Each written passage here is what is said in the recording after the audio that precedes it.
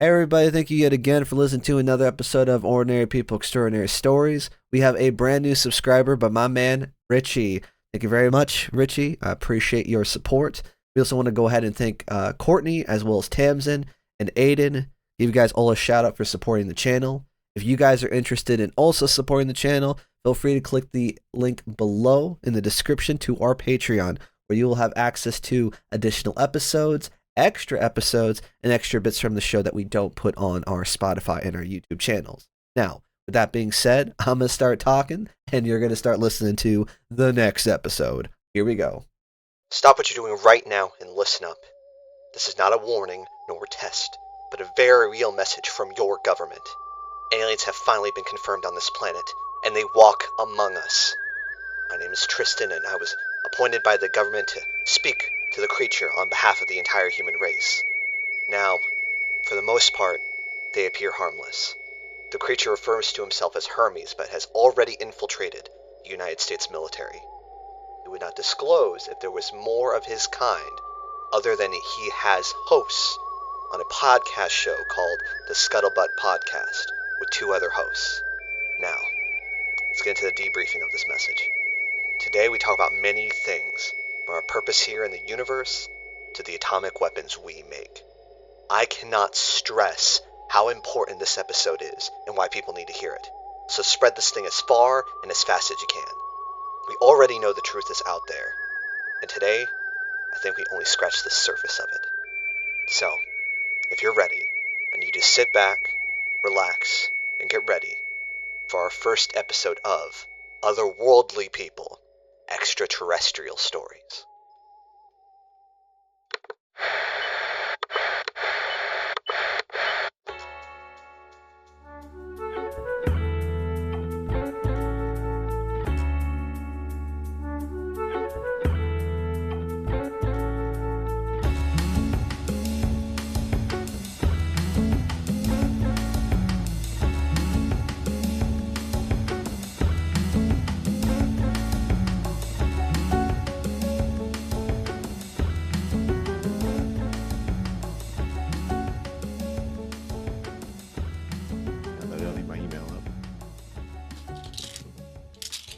So, like I said before, pretty clear.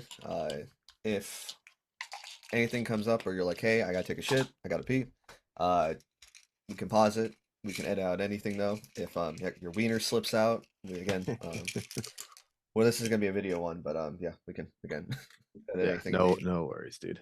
This isn't my first rodeo. I'm very familiar how it's set up, and I've guested plenty of times for it. So you let me know what you need from me, and we'll make it happen. He's willing and ready, people. Just wide open, gaping, ready to accept. Yes, someone grew up on the internet, I think. Well, just a smidgen, just the what was that? Do you remember? I think it's like those the very beginning of, like, I don't want to say the very beginning, but like the shock websites. You had like, of course, there's Two Girls One Cup, and then there's Meat Spin, live wire, live lime, live something. I can't remember, where you'd see like car crashes and live leaks. Live leaks, that's the one. Yeah. Live leaks, that's the one. LimeWire is where you go to download a computer virus when you want to download the Soulja Boy song. There you go, that's the one. Yeah. I never actually got into that. Napster and LimeWire, I never got into any of those personally myself. I think I was just either ahead of the curve or just behind it. I don't know, whichever way we want to direct it. But yeah, whatever's the cool one. That's the one you want. That's the one I wanted to be. Yeah, exactly. So I'm kind of curious. I see you sipping on something though. What you drinking right now? I'm pouring up some of the Booker's Apprentice batch off the latest drop. I have the box over there and the bottle over here. Can you like kind of how like we start this thing is we always like do like a little fun conversation though.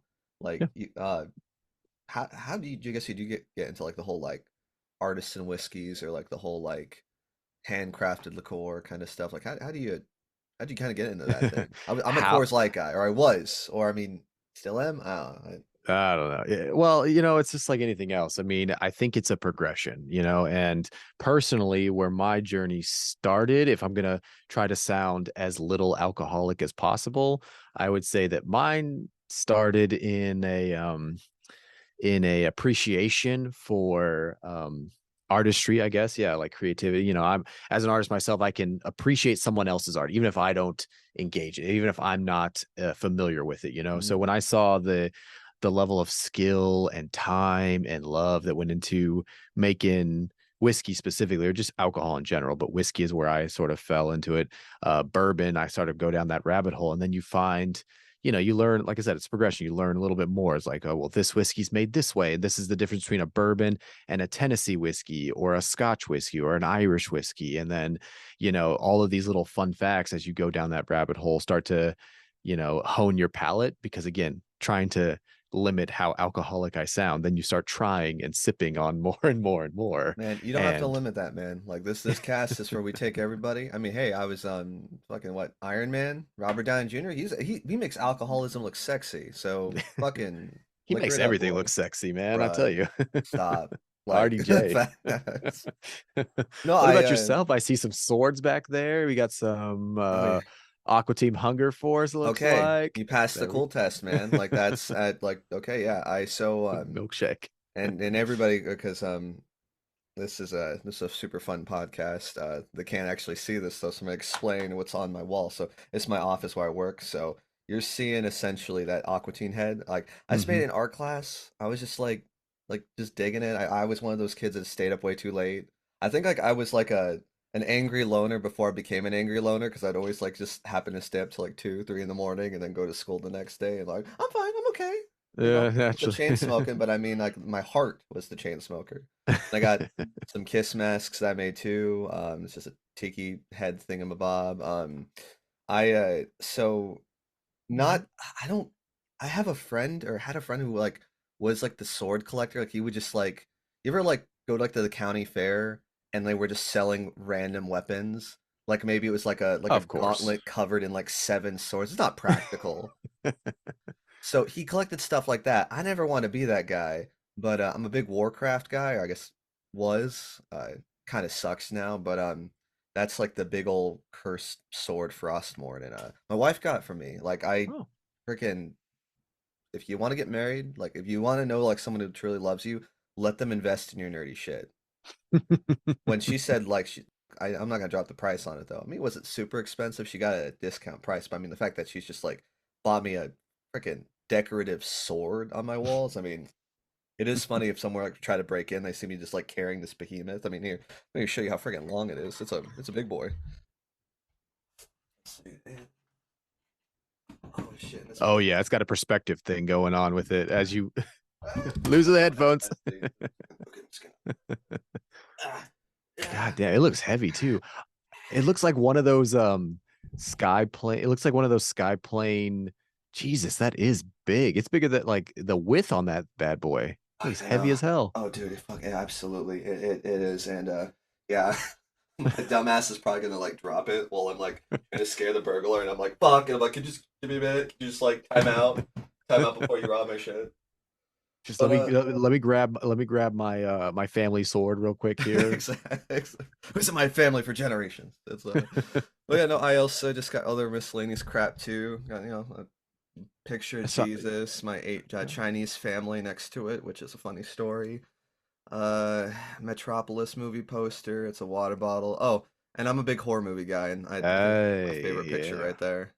That's dope. I love that your studio is like mine, where it's just everything all over the walls of like memorabilia and memories, and it's got a story. I love it all. I love it. Nerds and nerdy shit. I love it all. Mine's all like Legos and random books and hobbies that I have, and then pictures of shit I've done or been, and I love it all. I Well, I love can it all. imagine like being an alien yourself, man. I mean, you gotta have like your own like probably war trophies and just like good memories and stuff like that to showcase. Oh, the travels, the travels. Like I said, if you ever join me in studio, it's few and far between end up joining me in the studio, but when you do, it's a whole different ballpark than what this camera, it's like the camera does not do it justice. It just does that one wall, that I set up to make it look pretty, but the rest of these four walls here, yeah, they all got a different story that they're telling over here. So Well, like it's I love the lights though, and again, it's and I still remember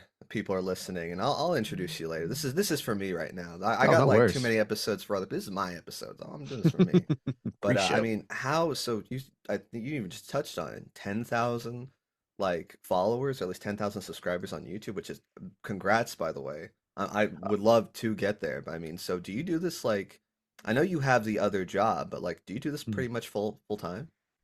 So I would say I like to tell people we're self-sustaining. When I say we, because it is very much a we endeavor here. Your three boys, It's right? Well, sorry, exactly. you're the third. I forgot. Like, Yeah, I'm the very distant third.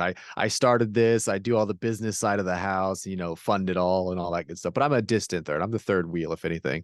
But my co-hosts, Morpheus and Theron, no, they are a very vital portion of the tripod, to prop up what is the Scuttlebutt podcast. So I think we all have our own unique things that we each do.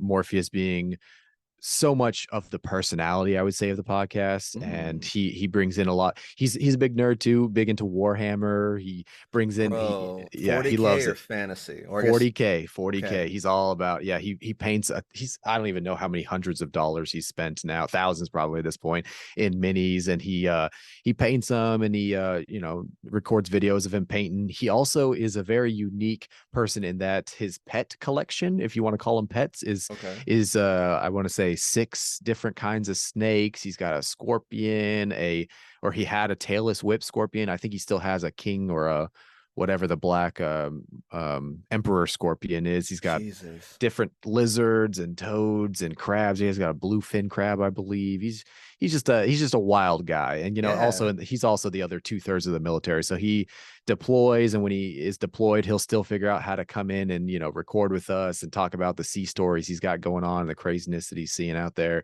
Sick. So he's definitely the personality base, the heart and soul of the podcast. And then we have Yeah. Theron, who's all social Number media. He three. yeah, he runs all the social media. He does all that stuff. He's very business mind oriented. He actually just had a kid, so he's more of the realistic, I guess, if you will, and Mm. the biggest stoner you'll ever meet. So just a fun guy to hang out with and talk about. I just feel like I've just like walked in like a den of thieves, and I'm just like, bro, like I've been here. My jacket's on there. I just didn't realize like, oh, I've been here the whole time. We This welcome you with open arms. Absolutely, Tristan. No, yeah. I mean, that's kind of what the show is also about. It's like, just having those real connections with random people, like the Scuttlebutt is definitely how I envisioned it when I first started it. Was just what are these conversations that you have when you're at a pub? When I was overseas is when I actually started this. And yeah, what are these conversations when you drop in at a pub and you start getting a little too loosey goosey with the lips, Yeah, exactly. And you're getting out in the boonies, and you're like, wait, how the hell did we get there? Like, where we're talking about just like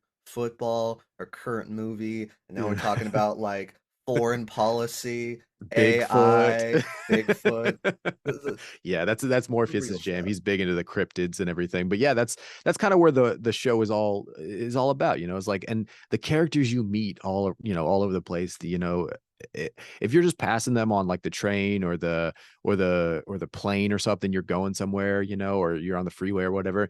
Like we have this tendency to just pass everybody by. We don't give it another thought.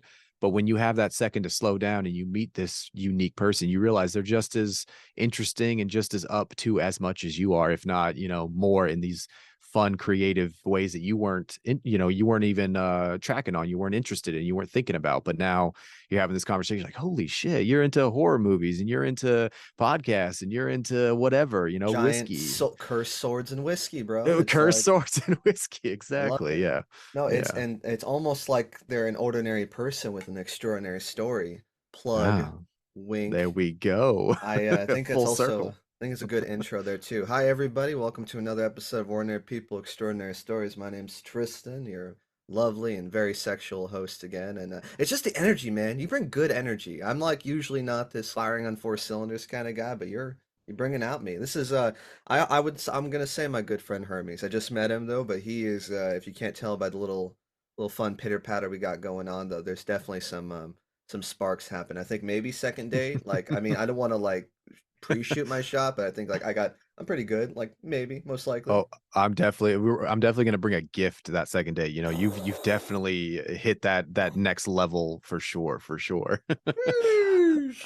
Well, yeah, I so I'll just tell you the story how I met him. I'm again God, I can't even freaking tell me people I get on Podmatch. If anything, it's just exclusively becoming sponsored by Podmatch. How I'm like getting guests on here, but I chose him because he is the only, I think, non-humanoid guest that I've had on this cast. Though I mean, again, don't let his very very velvety voice fool you. Though he is an distant outer space traveler. I mean, again, I'm just giving his read his bio though, and I was just like, I need to have this guy today. And actually, if I'm being truthful, I think you were one of the first people I messaged actually. So like, Hell yeah. it was great. But yeah, an objective outsider's perspective and a diverse set of topics and fields. He's traveled more than most and lived a vast set of experience worth sharing.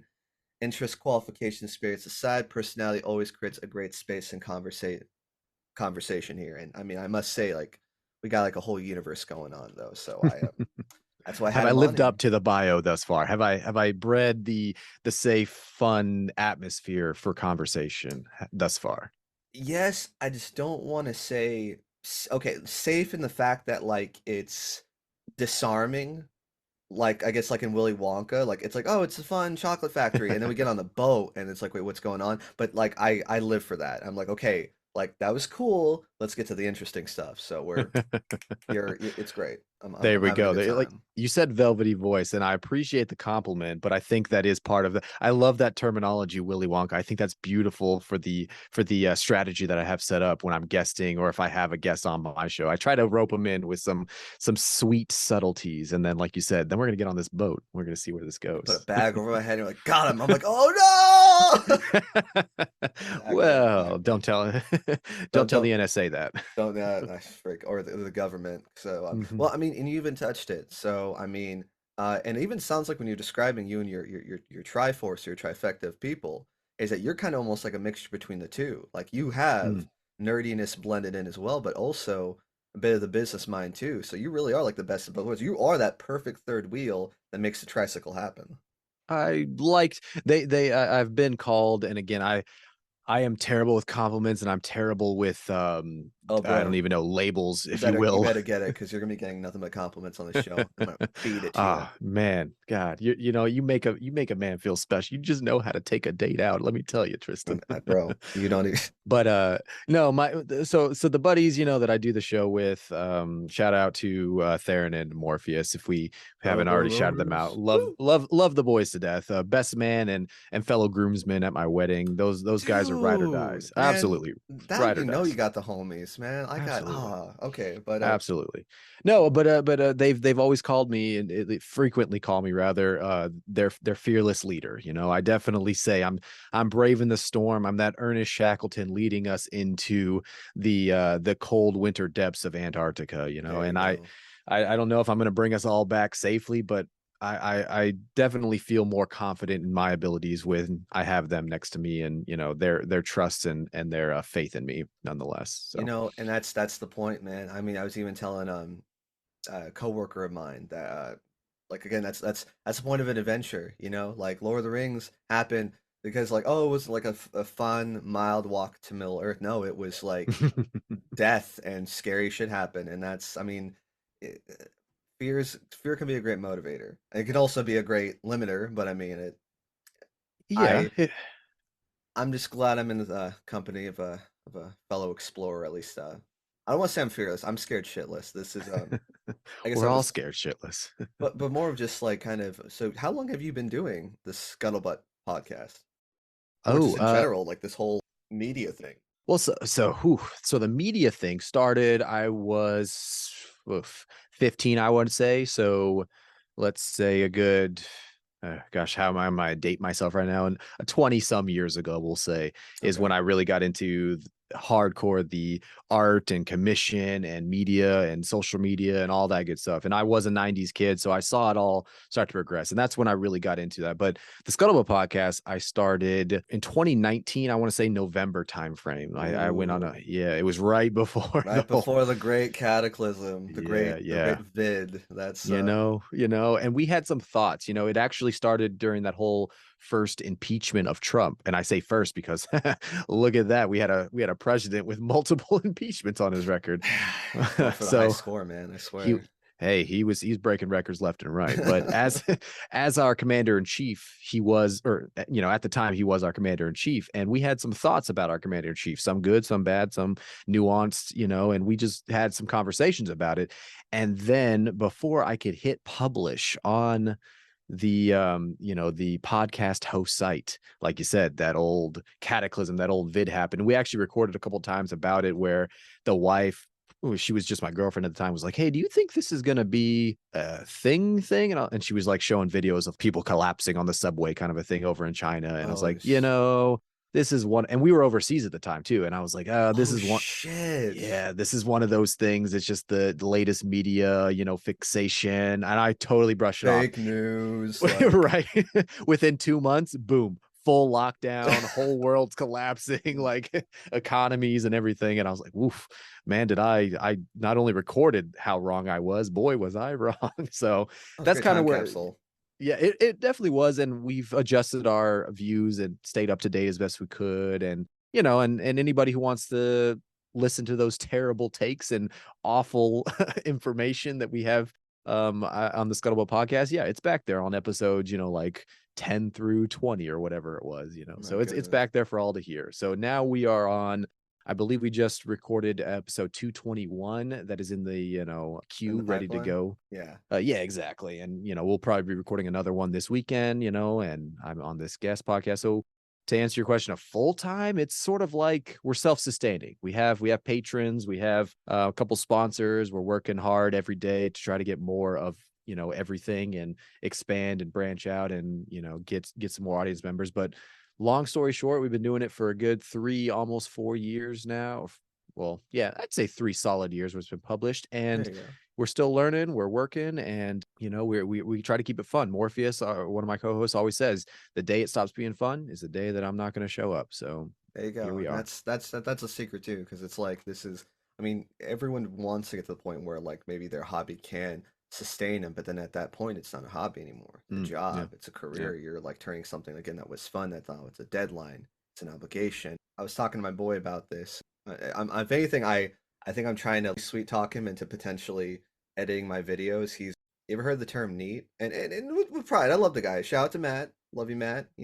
R.I.P. He's not dead. I just don't know why I said that. But yeah, have you heard the term neat? Neat as in he is he's a clean individual, or is he's a cool individual or interesting type of individual? Both. He's both, but it's so NEAT is an acronym. It stands for not in education, employment, or training. You watch a lot of anime. This is like the classic, oh hey, I stay inside all day. I eat ramen, read a lot of manga, a lot of anime happens where it's like these guys who never do anything get killed and then wake up in their afterlife is like, now I'm in a fantasy world. Now I have a cat girlfriend. It's like, thank God he hasn't died and tried to do that, because I was like, man, that's anime's not real, but don't tell him that. But I'm trying to potentially, hey man, you want to do something? You want to help me edit this? And you just got to take that plunge, Tristan. I'm telling you, like it only takes. I never thought I'd get 2 co-hosts roped into this and them as passionate, in their own way as I am about it. But it sometimes the universe will align. So if you got a buddy in your corner, and that's what's kind of been a lot of people, that message has kind of been circulating. It's just like it happened at the right time, because I guess the reason why I'm asking is just I do enjoy this. I would hope I would still enjoy it even if I started doing it full time. But more than anything, I want to just get rid of my 40-hour a week, more like 60-hour a week soul crushing job, freaking working for the man. I tell you, I also work for the government, and it's trash. Well, sorry. Do you still?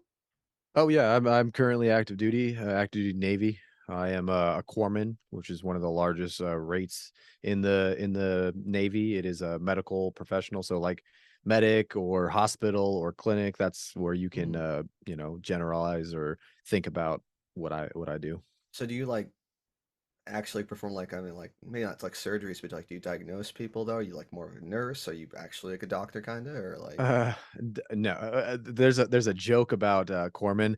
every single one of them thinks they're a doctor, but none of them actually have. It's like Buzz Lightyear. I don't think this man has ever been to medical school. So I actually have a I actually have a specialty, a subspecialty, which I can't divulge here publicly, but because it is a very small specialty. But the way the military and the Navy specifically work, Navy medicine works, basically there's rates in the Navy. And so that's going to be your general job. So there's like MA, which stands for Master at Arms. So they're going to be the police, if you will, of Right. the Navy. So they're going to be anything from a mall cop gate guard all the way to the special ops. They got the dog on call and he's going to, tackle your ass and go over to Iraq kind of a thing, kick down some doors. Like we have a very large range. And same thing with medicine in the Navy. So there's everything from the general duty corpsman, which is basically what all of us are. We come in, they're like, hey, what do you want to do? Do you want to be a security, personnel? Do you want to be a spec ops? Do you want to be a SEAL? Do you want to be this, that, the other? And those that choose medicine, they're like, okay, everybody goes through this one school. It's called A school, and that's your general medic. So you learn Mhm. CPR, you learn triage, you learn, teachable C, battlefield, tactical casualty care kind of a thing. All of this baseline stuff to save a basic life. If somebody's bleeding out, can you stop their blood? And then you have the opportunity, if you are good enough in medicine, I will say, if you're, good enough in your class, to then opt into a couple other specialties. So there's things like pharmacy, there's things like laboratory sciences, there's, aviation, technicians where they go up with helicopters. They're basically the corpsmen for pilots and things like that. So there's Mm. all these subspecialties, right? So I have one of those subspecialties that is specific to my community. And I will just say And you it can't divulge. Maybe I it's even can't like a div little secret, like a little like hint where I'm like, okay, I can get it without you saying it. I'm really I'll give you a hint. I'm really good at staying anonymous. How about that? Whether Carpet that bomber. Okay, got there it. All right. whether that is my, whether that's my subspecialty or not, but yeah, that's what I do in the military. So anything medicine, medical related is what I'm about. Well, Stopping the bleeding. that was a question I was going to ask. That's a good segue. So, do you feel? I mean, it feels like this is a great place to kind of get your like creative juices flowing to kind of like do the fun side of life. I feel like with the military, at least being a corpsman. I mean, I don't know much about being a corpsman, but I mean, do you? Does the military make doing this difficult, or is it you're doing this because of the military because you can't do that stuff working your job? You mean creatively? I can't Yeah. do it? Um, I would say it is a mix. So my job, there are I feel like similar to you said you work for the government as well. And you I know, won't disclose it, but you're pretty much gonna get it. It rhymes with pi rs. okay, okay. Then I guess if we took one step back, the question would be why did you get into that line of work, right? Would it be there was some interest in X, Y, and Z, I assume at some point? No? No? Money. Money, well, that's an interest right there. You gotta live, freedom to survive, pay the bills. That's definitely an I'll interest be of clear. sorts. I'm not the guy kicking down doors, be like W-2s. You've all like not that guy. I'm the wage slave that when you call and say where's my money, I'm the guy answering the phone. I'm just Hey, one in a that is a sea of service. many. Hitman. I mean, as I sit working from home, gaining weight, like I'll say you're damn right, but I mean I'm also just like, bro, like it's really easy, but Yeah. Well, I mean, easy, right? And is a it's not to tangent here, but like it is a perspective thing in all jobs. That's kind of what I'm getting at here is like there are parts of my job in the Navy, in medical field that do interest me and that I do find interesting or fulfilling. Specifically, like I'm a big math guy, and my job mm, definitely does have parts of it, especially when I was in school, before they sold me, they're like, hey, you can have a specialty, which specialty you want? And I started looking through them, and one of them was like, "Oh, there's like a lot of physics and stuff in this one." I was like, "Ooh, sign me up for that one. That's the one I want to do." Like, there's a oh lot of wow. math, but lo and behold, the day to day job has pretty much none of that math fun, quote unquote, fun in it. It's all computers and it's all automated and it's a lot of this stuff. So basically, it takes a lot of that quote unquote fun out of it, but there are parts of the job that still have that quote unquote fun factor where it's like, oh, this is really interesting. Oh, I get to I had a really good doc. I wish I could shout her out overseas, that she was a higher ranking officer. She is an actual, a doctor of medicine, and, a specialty that I work in. And she was so good about being hands on, of like, all right, I've told you this, I've taught you that. What would you do in this case? And like, we Mm. get a patient was like, this sign and this sign means this, right? She's like, good job, great job. That's exactly what it means. Hell yeah. And so I loved that aspect of the medical field. If you have a good doc, you have a good chain of command, you have a good hospital or clinic or ship that you're working on, and everybody, you're the subject matter expert. That's a good feeling, to know your shit and to be the person to look to know your shit. But on the other side of the house, if you're the only person that knows how to do your shit, then you're always getting turned to. Everybody always wants something from you. Then you're basically the workhorse for a lot of it. So that part kind of sucks. And then the military, Uncle Sam being what it is, there's a lot of other things outside of your job that you just have to do. As you Mm. start to pick up rank, you got to start doing a lot of admin stuff for junior sailors. You got to do packages and evals and awards and all this other stuff that, for lack of a better word, is just a dog and pony show for Uncle Sam. And yeah, that can get frustrating, that can get tiresome. And that takes a lot of energy and time out of my day. And put on top of all of that is, I don't like to be told that I can't say or do something. And that's again where this scuttlebutt comes from, is we stay a little anonymous and we can then talk some shit about Master Chief so and so, who is fucking up and not doing his job as Master Chief so and so. Hell yeah. But Dickhead. Shout out to that asshole. well, to answer, so in a very long-winded way to answer your question, does it prevent me in some ways? Yes, in creative aspects, in that I can't just criticize Commander in Chief or Master Chief so and so openly and blatantly. But I But found, yeah. a way around that, and so I can still find parts and benefits and perks in my job that I do enjoy, and therefore I still do them, and that's why I'm still in the military. And if you're smart enough to figure out how to get around some of these like roadblocks or red tape, then yeah, you can have a podcast like I do and talk all the shit you want, and that's what I've done. Do you think you'll get to the point where maybe, I mean, you'll of course finish out like your contract, your I forgot what you guys' terms are for like your years, your duties, your enlistment. You Yep. complete that out. Would you, if you could eventually make enough money to do this full time, would you walk away from that after you've finished your tour duty? Or you think you would go for the government pension, do your 20 years while still doing this on the side, and then Mm.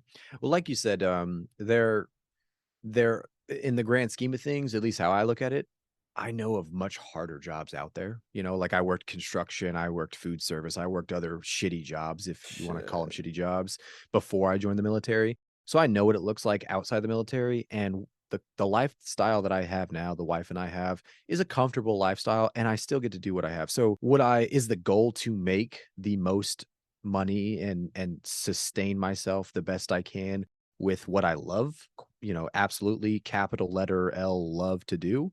Absolutely. But I'm also a back pocket kind of a guy. I know nothing is permanent. I know Mm. nothing really lasts. And something like the government, even government, I've seen quite a few transitions and changes happen in the military since I've been in, for going on a decade now. Even that is what a lot of people would classify as like a secure job, or like, a consistent job. Even I've seen that not be the case all the time. So I would say, out of all of the options that I have, to me, this is one of those back pockets. Like, if there's a program out there or a class out there, which the military has plenty of them, I take it because, yeah, I'll be BLS certified. Yeah, I'll be, phlebotomist certified. So if anything doesn't work out and I end up getting out of the military, I have all these back pocket, tickets is what I call them. So I have this main school as a medic. I have this secondary school specialty. I have, all the certs and extra trainings, any and every that I can get my hands on, so that I have a big fat back pocket that I can pull from whenever I need to. And that's kind of what I look at a big portion of, this career as, and Uncle Sam as, is I like to stack that back pocket, whether it's education, whether it's training, whether it's exploring, like we talked about earlier. I've seen tons and tons of, most of the world at this point, and I have opportunities to continue seeing it. I like that as my back pocket. So if the Scuttlebutt podcast, if my artwork, I'm in the process of writing a book and I'm hoping to get it out, fingers Really? crossed, That's by the fun. end of this year. Well, if that's something that happens and it blows up and boom, I just sold more than the Bible, you bet your ass I'm going to be happy about that. But realistically, I'm just happy in the process of it. I'm just happy hanging out with my friends, talking to you, Tristan, drinking some whiskey. Like that's good enough for me, kind of a thing, you know? And I will say I really applaud you for your just like your mindset. I think that's I I'm gonna finish my point. Little side note. Can I get your birthday year just so I can kind of like gauge like where we're at? My birthday year is 93. Bro! Fellow. Same. Well, wait, so question is, have you turned 30 yet? Or are you waiting for it? Well, let's just say I will turn 30 in the year 2023. Ah, my gosh. It like, bro, well, if it hasn't hit you yet, man, it's fucking right, get what ready. I Mm. think that's the year for change, I must say. So for me, February. February was my due date for Well, adulthood, and belated happy to you. thank you. I want to say it was great. It was awful, but remember the day of, there were some kids playing in like my front lawn area of my townhome, and I was like, get the fuck off my lawn. I was like, Get bro, off can you my like lawn. exactly? I'm like, no, like I've come full circle. I'm now an old man now, but I say that is that I'm really learning it really comes down to perspective, and I think that's more what I'm trying to change. Like, granted, take for instance my job. I mean, I don't have to tell you, Uncle Sam, the government kind of sucks. Not really good at managing things. Sometimes they Mm, manage money poorly. Sometimes they do it well. Sometimes you have bad people in management positions. Just sometimes people get screwed out of technicalities, stuff like that.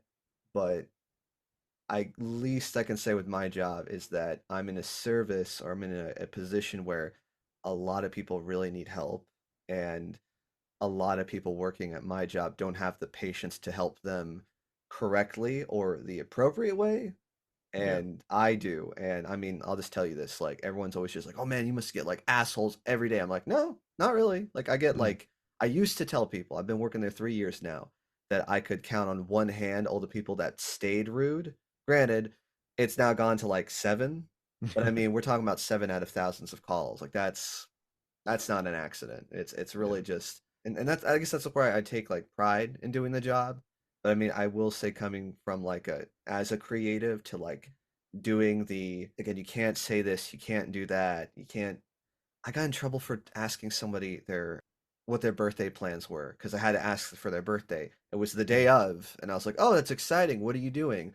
And I got errored for that call. It's like, it's unnecessary. You don't need to talk to them like that. And I'm like, all right, just sure. Yeah. Yeah. I Like, definitely hear you there. I definitely hear you there. Yeah. That red tape aspect. I definitely hear you on that one. I mean, and that's the thing, right? Every career, every job, every corporate structure, there's gonna be a place you're gonna work, right? That's gonna have some BS like that. And frankly, the world, the US is breeding a lot more of it these days, like you're old enough to also recognize and see a lot of these changes. You were aware of 9/11.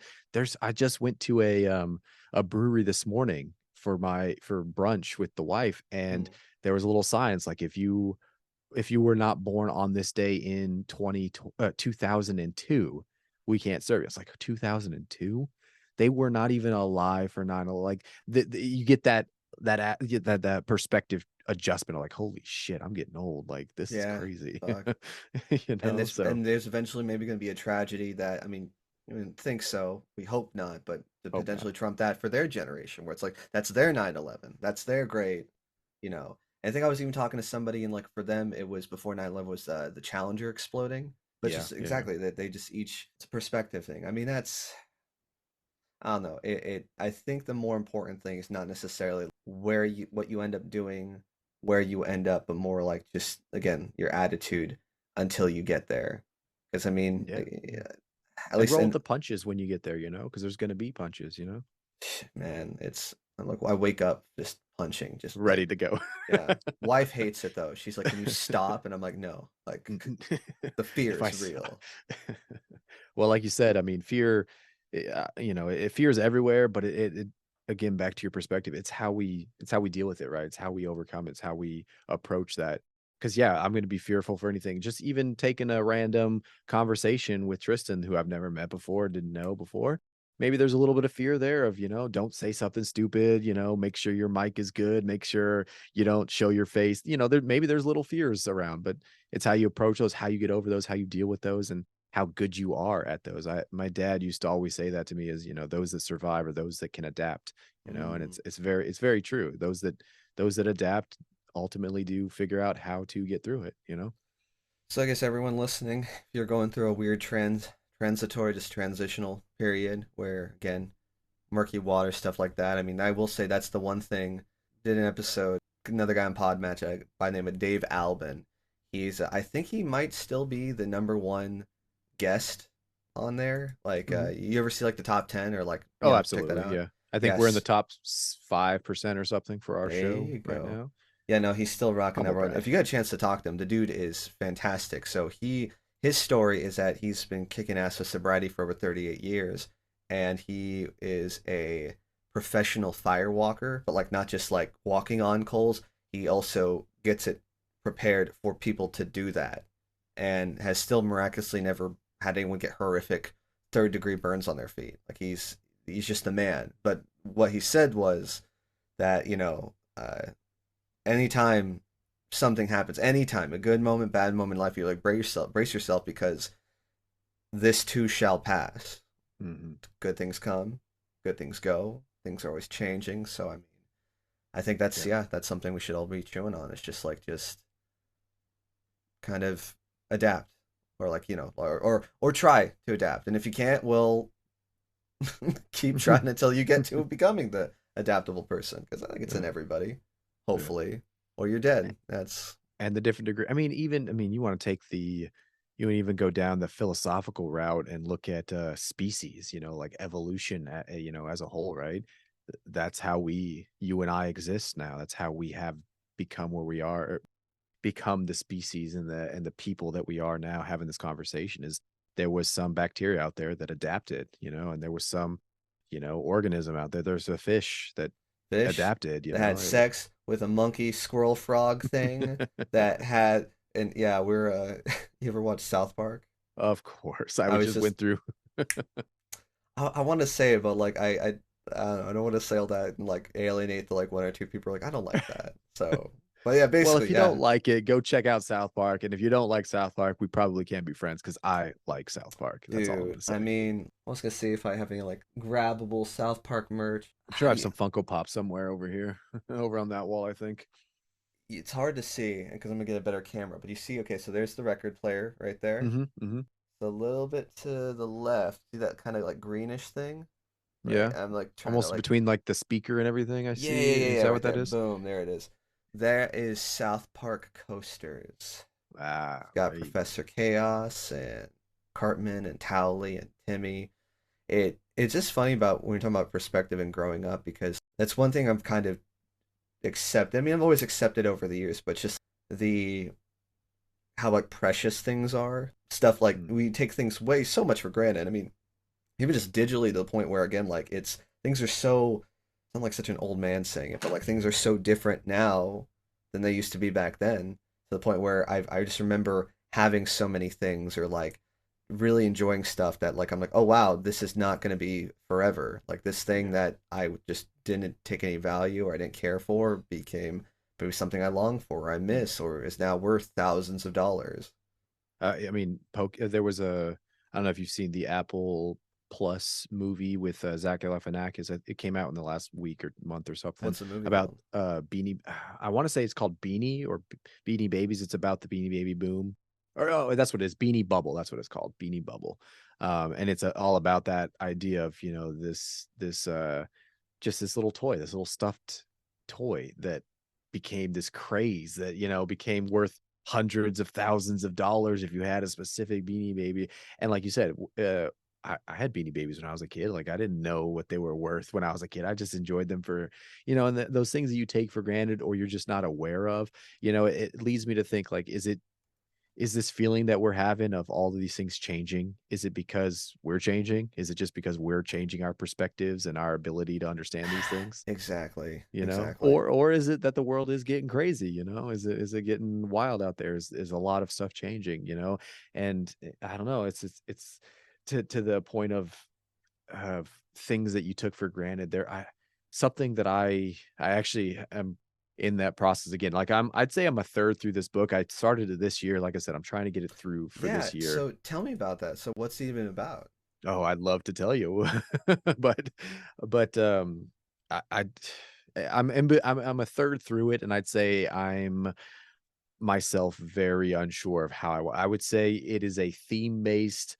Here I am. I'm going to sound very pretentious. I'm going to sound like some You son of asshole a here, bitch. right? Go, please. I'm I gonna want you sound to like put some your pretentious asshole, fancy right? your fancy hat on and your monocle while you're saying it. Um, I I am encapsulating something that's fun, so I have like a little game involved in it. If anybody visits my website, which is sure to be going through quite a few revamps as of recently, I've been meaning to do it, I just haven't done it. But anybody who visits it, there's this little tab there that says the game, and it immediately pops up a password. And if you don't know the password, it's because you haven't looked hard enough because it's out there. So it's basically this augmented reality game that I've set up, right?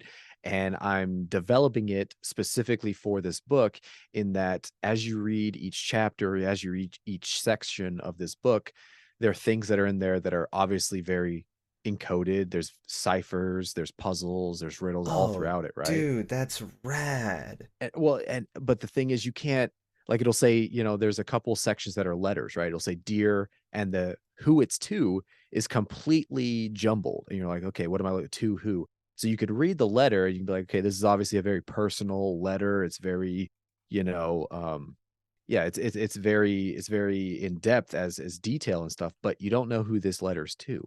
And the only way to decipher who this letter's to is to go through a lot of these processes. And there's some artwork that's going to be associated with it. The artwork has, hints and keys and codes that you got to add. And you got to go and you got to put all these things together in order to decipher what. So that's one part of the book. The other part of it is just, myself, my thoughts, my feelings on a lot of topics, and I would say if I broke it down into, again, put the pretentious hat on, the 1 and 2 of love and death, it's kind of like life in general. It's like this book is kind of be, if there's a theme out there, it's going to be the theme of life, like going through life, childhood, crazy stories, fun stuff, maybe not so much fun stuff. And then some of the character aspect, there's going to be some fiction sprinkled in there. You got to figure out what's what. And at the end of it, hopefully you get a sense of who I am, maybe even a better sense of who you are as you come through this whole journey of, this figuring this out, this play at your own. What are those? There's a book, like that whole Bandersnatch Netflix, like Choose your own create. adventure kind of There thing. you go. Choose your own adventure. That's the theme I was looking for. So I was researching. Well, first off, like I did look, and I will say, I guess I didn't look very hard enough because I was going on your website again, looking for like, just the questions stuff I can ask you. Was checking out your merch, cool stuff right there. But Appreciate it. you can't tell me the password, or like I'm not it's. gonna tell you, no.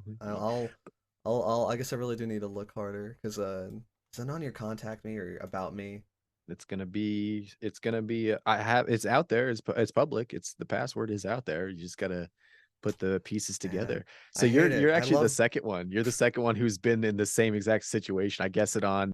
Oh, I don't want to blank on his show name. He's taken a break since then. Oh boy, let me. Oh man, I'm blanking on. But he was in the set. He's like, wait a minute, what is this? I've made it to this, and I saw, is this connected to that? And I was like, oh, you're on the right track. Good, there you go. And he's like, damn Okay. it, I can't go further than that, huh? I was like, hey, Like, gonna nope. I'm not gonna make it easy for. But that's the thing with I actually say it in the opening letter to the audience. I guess this is a little insight for you guys. Is I in the opening letter to the audience, I basically spell out the game and I spell out, thank you for being here kind of a thing. And this is kind of what I'm going for. And I say, look, if you just want to read the book and you just want to cursory say, hey, I read Hermes's book, you can do that. And there's nothing else to you're still going to have a good time. I think there's nothing else to find. But if you want to go a step further, you want to get to know me. And if you want me to get to know you kind of a thing, you're gonna have to work a little harder because I think it's fair to say, Tristan, right? You don't just go out there and marry the first person you meet. You don't go out there and just make best friends with the first You person. can't No, just there's finger the pretty girl. You gotta no, you you gotta gotta sweet there's talk her and tell her all the pretty things, or there you go. There you compliment go. their velvety voice. There you go. There you go. You got to put a little bit of work in. We got to go to a couple movies. There's got to be a second date I out there. gotta do all this work, man. I'm just trying to get my nut. Okay. Well, if you're just trying to get your nut, you can go through A to B at the end of it, and I promise there'll be a nut there for you. Whether it's the best nut to get, that's for you to decide. That But is true, exactly. Like I appreciate the low hanging fruit, so to speak. But about your book, because I think it sounds phenomenal, very interesting. It reminded me, it might give you some inspiration about at least while I work on your book. I mean, I enjoy the fact that it's two different distinct things, but I think you could blend them together. Now, have you heard of the book House of Leaves? House of Leaves. I don't believe so. I mean, do you have like a computer nearby? So if I like ever, Yeah, I'm right. I'm right here. I can do House of Leaves right now. so from what I understand, it's a book that is trying to tell a story, but like while it's also telling the story, like there are things changing in it though. Like if you even open up the book, like Daniel Linsky. Daniel yep, Linsky. that Okay, there guy, you go. you'll see that like even like how he's written the book, there are different parts and different sections where it's like again they're jumbled.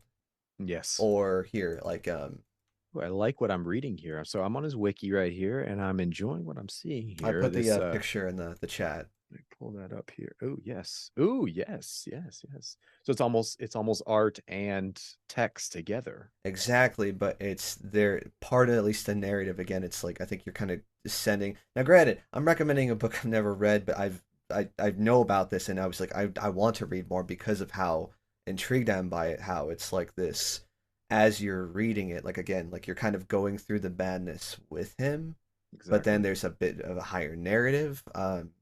Just kind of Exactly. spitballing here. I do a little comedy on the side. I like to write a bit though. Could you, in theory, maybe you could do two separate books of like your own thoughts, like a memoirs kind of thing, versus the code book. Mm. Would you or slash could you maybe even do it as like a work of fiction, where maybe the whole story is about a guy trying to decipher the code, and while Mm. he's trying to do this journey, the reader itself is also trying to do that too. Like, granted, maybe the guy never figures it out at the end, but it's like, hey, you have to do these things to get to it, and then once you Mm. get it, these things will make more sense. But Absolutely. Well, see, and I almost think that that's kind of where I'm going because there is some fiction sprinkled in. I don't know if I call it fiction, but similar to similar to a story that you need to tell, but the only way you can tell it is through fiction, if that makes sense. Um, interesting, I it's like it's not that. necessarily that it's fiction sprinkled throughout it. It's almost as we talked actually prior to recording this, how I described like the Hermes character. There is a feeling, there's something inherently true about a mask, if you will. And that old Oscar Wilde quote, give a man a mask, he'll tell you the truth, kind of a thing.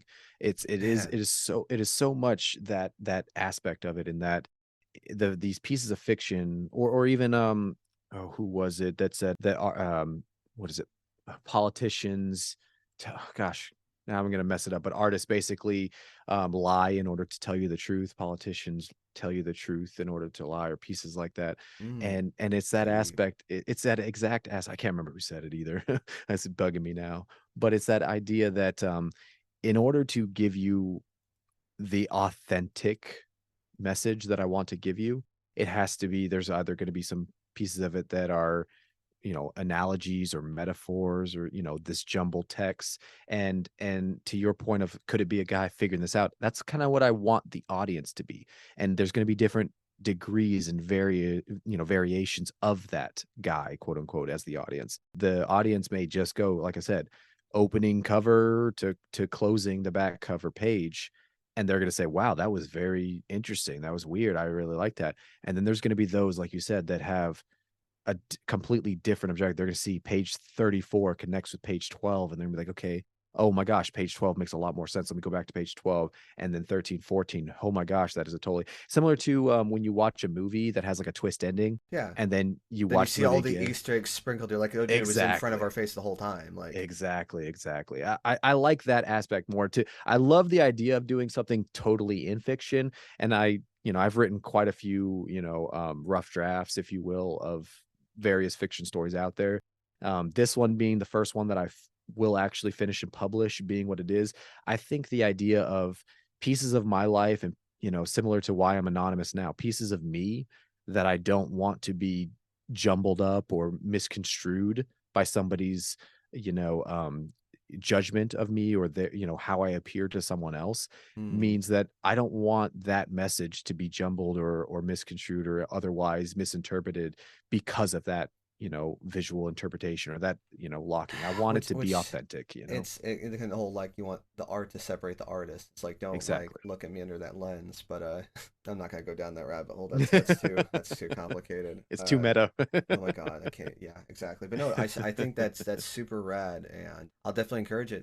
Chase that dream, get that bag, and I'm thinking like that's kind of the secret. It's just like you just gotta take life for the seasons that it is, though. Write a book this season, do a podcast, do comedy, have a baby, get married. I'm about 6 years in with my wife. 6 years in September. How long you Congrats. been married for? I've been with my wife, been with her for a good 5, going on 6 now. We've been married, actually for let's see here. It's 23. I don't want to mess this up because if she She's listens to listening, this, bro. She'll fuck I you. want to say November of this year is 1 year, but it may be 2. Okay, well, hey, well, still congrats though. That's man, dude. It's exciting. It only gets better. It only gets harder if you want to get stronger. It's kind of what Hmm. I've been learning though. But Wait. my main secret is, dude, if you're laughing with her, okay, if you're laughing and growing with her, you guys are great. Like as long Absolutely. as those both have to be constants, you both have to be doing. It's if anything, like I don't using that kind of cliche thing, but my wife, she's sometimes even funnier than me. Like I'll say sometimes, not gonna totally feed her ego, but like she'll clown me or she'll just like roast me. I'm like, damn, that was accurate. Oh, my wife gets like 1 out of, ooh, let's be generous. She gets 1 out of 20, 1 out of 20 she gets for sure. I roast the shit out of her. I grew up in a big sibling household, so I think I'm better at roasting, but Right. no, Dude, because she'll absolutely. learn, dude. She'll be like the Terminator, the Predator, man. It's like she'll just get to the point when she's She's like, and just like, starting. oh, She's oh, dude, starting. it's Maybe another year. Give her another year. We'll see what how good she gets at it. hell yeah, man. It's I think that also might help too, as far as like following those passions, is having a partner that like supports and kind of Oh, maybe absolutely. encourages that too. Which I'm guessing she's like. I mean, obviously with the cash, she's like, bro, this is well, Oh yeah. Oh yeah. No, she actually frequents as a guest. So our show actually is, again, Theron, again, our social media mogul Theron, part of the tripod, says we defy categorization. We actively defy categorization. We are not a niche podcast. We are not a specific, community podcast, which maybe hurts us in some aspects. But I think no, it keeps us open. It keeps us broad because so much of what each of us bring to the show is different. And my wife is a good example of that, in that we have sort of like a sub show. do you mind? That Not at all. Not thank you. bro. You're in your place. I'm in my place. You do.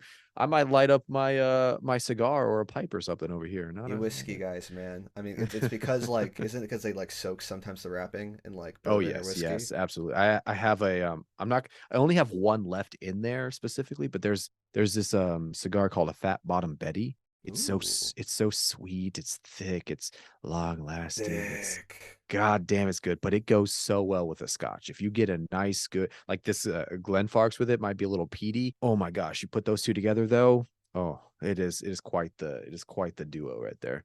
And then But you're the saying, yeah. subsec the, no the sub shows, our show is the overarching grand show, but like I said, our YouTube has a VR specific portion of it as well, that's just technology and news related around virtual reality and augmented reality. The wife and I do a couples counseling, I'd say probably once a month. Cute. Yeah, it's great. And the main show is probably more military based, and like we vent about bullshit that Uncle Sam's dealing with us, or what our family just did, and all this in-laws, this and that kind of a thing. And then we go into the date night portion, which is our Patreon exclusive. We always do an after party show for all of our shows. And the couples counseling is called date night. And that's where we talk about the latest sexual escapade, of, this and that. We get a little spicy. What did we hear about, this in the news? And I have these little things Somebody called ate my ass, and she's sitting right next to me. Ayo. Tristan, are you a patron right now? Do you know what we're did you just but as as I said, that's a different show in itself. And then we have obviously the trio, the bad boys, if we will, of podcasting that we like to call Bad ourselves. boys. We drink, we get drunk, we talk about all this. This last episode I did with Morpheus, we pulled in a previous guest, Bishop, on the after party show. And I posted actually to Patreon. So shout out to our Patreon subscribers out there, where they saw the picture of the screenshot of the text. And he said, "Yo, dude, thanks for, inviting me on. It was a lot of fun." And we're like, "Of course, dude, of course. Did you enjoy it?" He's like, "Yeah, I enjoyed myself, but I blacked out and woke up face down on the kitchen floor the next Oh my God, what the hell, dude? That's just a typical Scuttlebutt podcast after party show. So I think that's a good segue. Shout out to, of course, your podcast, Scuttlebutt, which you can find on Spotify. You can find on their website. I always kind of save this for the end. We got plenty to talk about, but yeah, if any of the guys or gals or they thems that are interested in kind of what you're saying, I mean, how can they get in contact with you? Oh, thanks, man. I appreciate it. Again, Theron's the multimedia mogul. He's better at this than me, but all the social media, it's at Scuttbutt Pod. Even if you just Google at Scuttbutt Pod, I'm pretty good with SEO. So what needs to pop up will pop up. Scuttbutt Pod. Like you said, we're on Spotify, we're on Apple, we're on Stitcher, we're on all of the podcast platforms, wherever it is, we're there. If you go to our website, hermesauslander.com, because I made the website, I own the domain. If you go there, it's there. If you, again, just Google Scuttbutt Pod, you'll figure it out. All of our social media has it right there in the description. It says, link to all of our stuff. I severely recommend checking out his website, though. It's Hermes. Hermes, like the Greek god. Auslander. Is that German? It is German. It means outsider or foreigner or alien. Dude, there you go. Okay. I said there's some layers there, Tristan. Man, bro, it's the signs were in front of me the whole time, man. It's right there. So Hermes Auslander, Auslander, Auslander.com. Go there. There's just some cool shit on there. Some of his art, which I just appreciated, especially seeing the drawing you did of your actual profile picture. That was your drawing, actually. And you even got your YouTube on here, every episode of the cast, your blog. And and this is a shout out for anybody. I have a Facebook group that I barely use, but if anyone is listening and they want to help me go down this rabbit hole finding this password to play this game, we'll do it. And if I get it, I might low key just be like, "Hey, by the way, the answer is screw learning. Here's the easy way, man. Jump the line." I know how the internet works, guys, but so far nobody has. So good luck. Okay. Good luck. Hey, I like a challenge. This will be exciting. Thanks for sharing about even your cast and what you do with you and your girl. Because like I said, I totally have been only doing this for about a year, and my wife I think would be a fantastic guest, but kind of never too sure. Okay, do we want to put our business out there? It's how would she do? I mean, was it kind of, I don't want to say nervous, but the first episode's kind of touch and go, and then you guys found your swing? Or I would definitely say she was a little hesitant, and she even to this day is it's always that hurdle to get over, but then once I do, it just flows. So I would say at the beginning it's just sort of, come on babe, don't think about it, I'm just gonna press record, don't think about the microphone, don't worry about it. We're just talking, Exactly. and we just BS, we BS anywhere we go, we give shit to each other, we joke, and we whatever. And that's all we're doing right now. We're just happen to be in the studio right now. So don't even think twice about it. And so once you get the lights going, you get the LEDs, you get a couple drinks in you feel good, everything flows, and then you start talking shit, and then you're like, "Hey, did you hear about the submarine that imploded?" "Oh yeah, I did." You go from there and go from exactly. there. Well, and thanks, because I again trying to think kind of how we can kind of broaden this out, though. And honestly, she's great. I just doing life with her is fun. Even if we're just watching a movie, if we're traveling, we're doing something, though, she's always making me laugh, or we'll have our own inside jokes. So it's I'd love to listen to it. I'd love to listen to it. Appreciate it, man. Appreciate that. I'm probably definitely gonna edit this out. I'm like kind of figuring out like where we could go crossroads because there were some questions I had for you. Well, let's do it. And Let's do rapid questions, and I'll try to keep it succinct. I'll try not to tangent too no, much. fuck that. I want something deep and meaningful that'll take 20 minutes. I mean, actually, I think okay. This two things. I say I'm gonna edit something, and I end up keeping it. So if I do, my bad. If it does, it does. The second thing, I'm probably definitely editing this. Got like I think 30 minutes left of the 12. I have an episode at 1:30. How are you feeling? I know you're loving this. I hope I'm so. good. You're doing a very good fake genuine laugh, but you're good. Está bien. No, absolutely. I am. This is a blast, Tristan. I cleared the schedule. I'm good to go. I have nowhere to be for a good another half hour, 45 minutes. So I think you're that's a good. good way to go. Like we'll like maybe 12. Let's shoot for 12, 12:15, 12:30 at the latest. Okay. Questions I'm thinking about. Give you like two or three, and you choose which one. Or maybe we'll do all of them, but we'll go down certain ones. Sure. So Sure. Sure. Sure. I am curious about how you joined the military, like why you joined it, because I always think those are interesting. Hmm. Because I too was thinking about joining the military. Actually, the main reason why I ended up marrying my wife was because the whole like get married with a spouse when you go in, you get to leave. You don't get to go to the barracks. You get like your own housing, right, and Yeah, get more it money. definitely helps out if you're married. And Exactly. I didn't wasn't married when I joined. So yeah, to how did I join the military? I come from a military family. Okay. Both parents were military. My grandfather was military. He served in Vietnam. His brother, Were they all my Navy, or they all no, like? two Marines, two Navy. I have a Air Force sister. I have another sister Navy. Like it's when I say military family, I really mean military family. Damn. It's Yeah. basically everybody. Anybody who isn't serving either did serve or is excommunicado because they're on their own path, kind of a thing. Damn. Well, shoot. Okay. But joking aside, though, no, it is a very heavily military background, and so I went through a back and forth phase when I was younger. I was like, you know what, that sounds like a good plan. That's what my parents did. They're doing all right.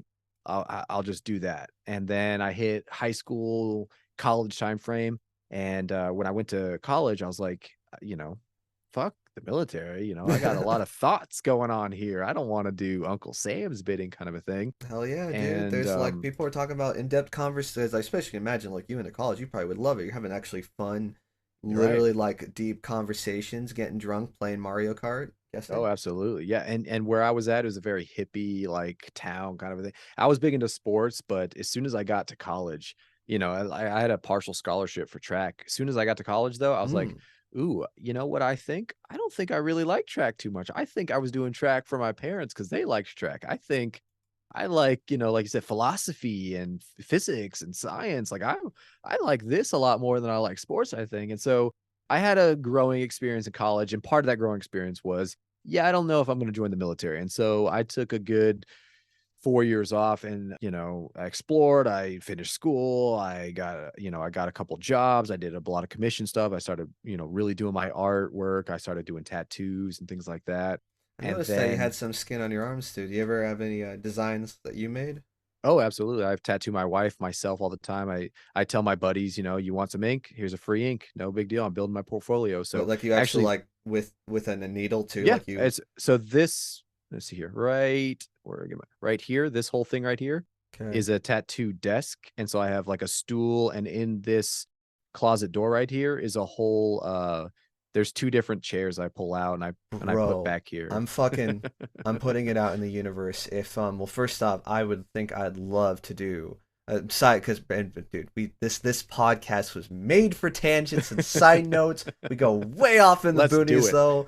I would love if you ever are doing an episode or you're ever looking for a guest, I would love to be on the scuttlebutt. I can only imagine like if Absolutely. we're vibing, I'd like your boys. I'd probably just You would just I definitely agree. I definitely agree. We'll figure this out afterwards for sure. Chinese spoon chocolate pudding, but I'm putting that out in the ether. If I happen to meet you in person, we do something more. I would love to get a tattoo from you. I think You ever I'd get over pay. this coast? You ever get over this coast, man? You'll be in studio, we'll record something, and then I'll throw some ink on there to make it solidified and make that Oh memory, yeah, dude, in the skin. all Absolutely, about it, man. baby. I gotta. Absolutely, I just absolutely. speaking of like best men and And we'll get back to your story about why you joined the military because I asked you a question and now I'm showing you my leg. It was so we turned 30 this year, me and my boys, and these were my best men and groomsmen, There we high school go. friends. They're shout out to Joe and Tyler. They're my boys. I love them.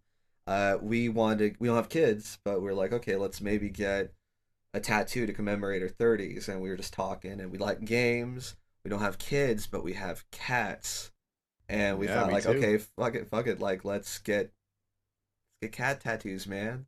So Hell yeah. each of us got a portrait of our cat with like a video game like little hint to it, and Hmm. like I'm try trying to to like see it. I'm trying. show you There we go. my leg or like yeah okay I'm Ooh, gonna that's a lot of detail. There we go. What do we got here? uh, Hey, that classic. Okay, so he's like a Dracula. He's got the dagger and the cross.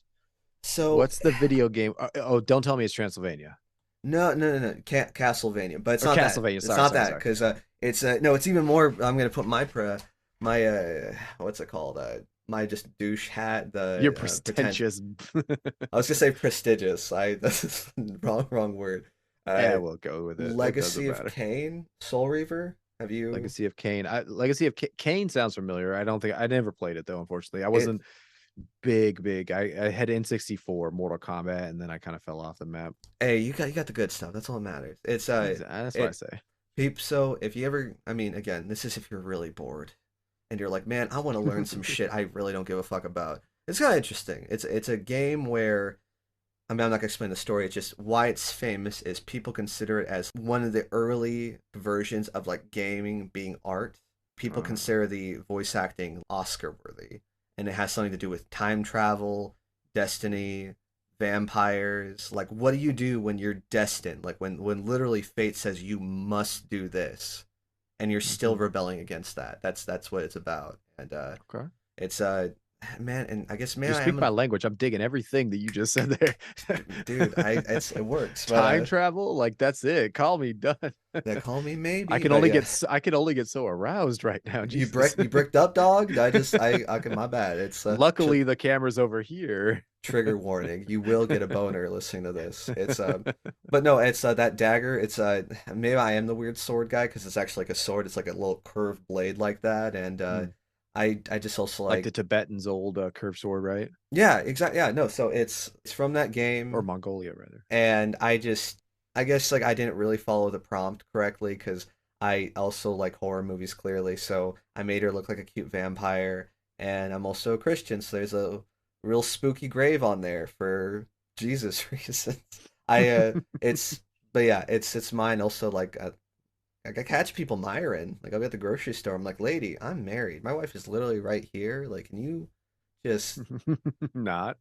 just break, man? Like, come on, dude, have some sense. But he got they each guy said they got their cats with like little designs and stuff, and it was cute. But it I that's one thing I think I would like to do is if I can keep working Hell yeah. and getting tattoos. I think Hell that's yeah. gonna be the goal of That's life. a big reason why I got into tattoos is the same reason. Like as soon as I started getting tatted, I was like, "Oh, I like this. I want more of this." You know what's great is if I could do it for free on myself. Like my whole left leg and Just right leg is just no, it's legit. I have a I'm not I can't show you my left leg from where I'm at because it's on this side of my leg. So like I can can show you I can stop the stream, so you could I could show me. I could take you a picture. How about this? I'll do Okay, this. there you go. Because I'm like, bro, like you're just now. I'm getting bricked up with Well, anticipation. it's a Patrick Bateman like silhouette of him on the phone. So let me see here. Let me take this picture for you. And Dude, then I have because I'm on such an Apple, appreciation for that movie. It's so it's well, great. the book, yeah, I read the book like 3, 4 times. A buddy of mine when I was in C school recommended. He's like, dude, you'd love this book. It's like, I know I've been trying to read it. I've been meaning to read it. He's like, oh, I have it. Here you go. He's just like, take it. No excuse, bro. Yeah, Just he's like like, he gave me the paperback, and I was like, okay, done. fine. I'll I check took it it. out. And so let me pull up my pictures here. I don't, again, I'm not big into Zoom. Let me see how to share this. Yeah, If as not, you soon can as he also did, email it to me too. oh, I can email it. Oh, well, that'll probably be even faster then. But yeah, he was like, here it is. And then once I read it, I was like, holy shit, this not only is it totally different than the movie, but it was one of those Is it the the cover? cover. No. of It's when he's American it's Psycho? when he's it's actually Christian Bale. So it's like the silhouette of Christian Bale when he's on the big brick phone and I'm Is it when he's trying to like get is he Dorcia a reservation. yeah, Yeah, and his assistant. I'm trying to remember his assistant's name right now. I'm blanking on the assistant's name. J- I know it's Chloe Savini, but it's not Grace. I don't It's not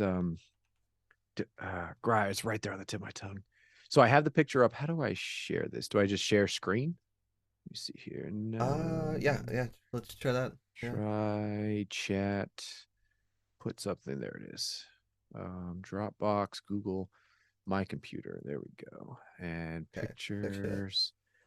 Hey, you're just hearing me mumble into this fucking microphone. Dude, that hey, you know what? Like There we it's I go. told you it's that boner anticipation. It's like, I guess I think I'm still trying to figure out my viewers because like I some people said that well, not a lot of them said, but some people think it may be a good idea to come down shorter because I got some long episodes. I think Nah, I don't believe that. One of my favorites, one of my favorite podcasts that I listen to on and they're more of the indie podcasts. I think they just passed 100,000 streams total for their podcast, and they've been doing about as long as I have, 3-4 years, something like that. Best mhm. film ever. Shout out to Best Film Ever. Um, Best one over. they frequently Oh, hell yes. frequently are Yes. 3 hours plus. Like some of their longer ones are 4 hours, and the main host Ian is like, I try to keep it under 4, but I'm like, fuck that. Don't keep it under. Keep going. If you guys have to talk about, keep going.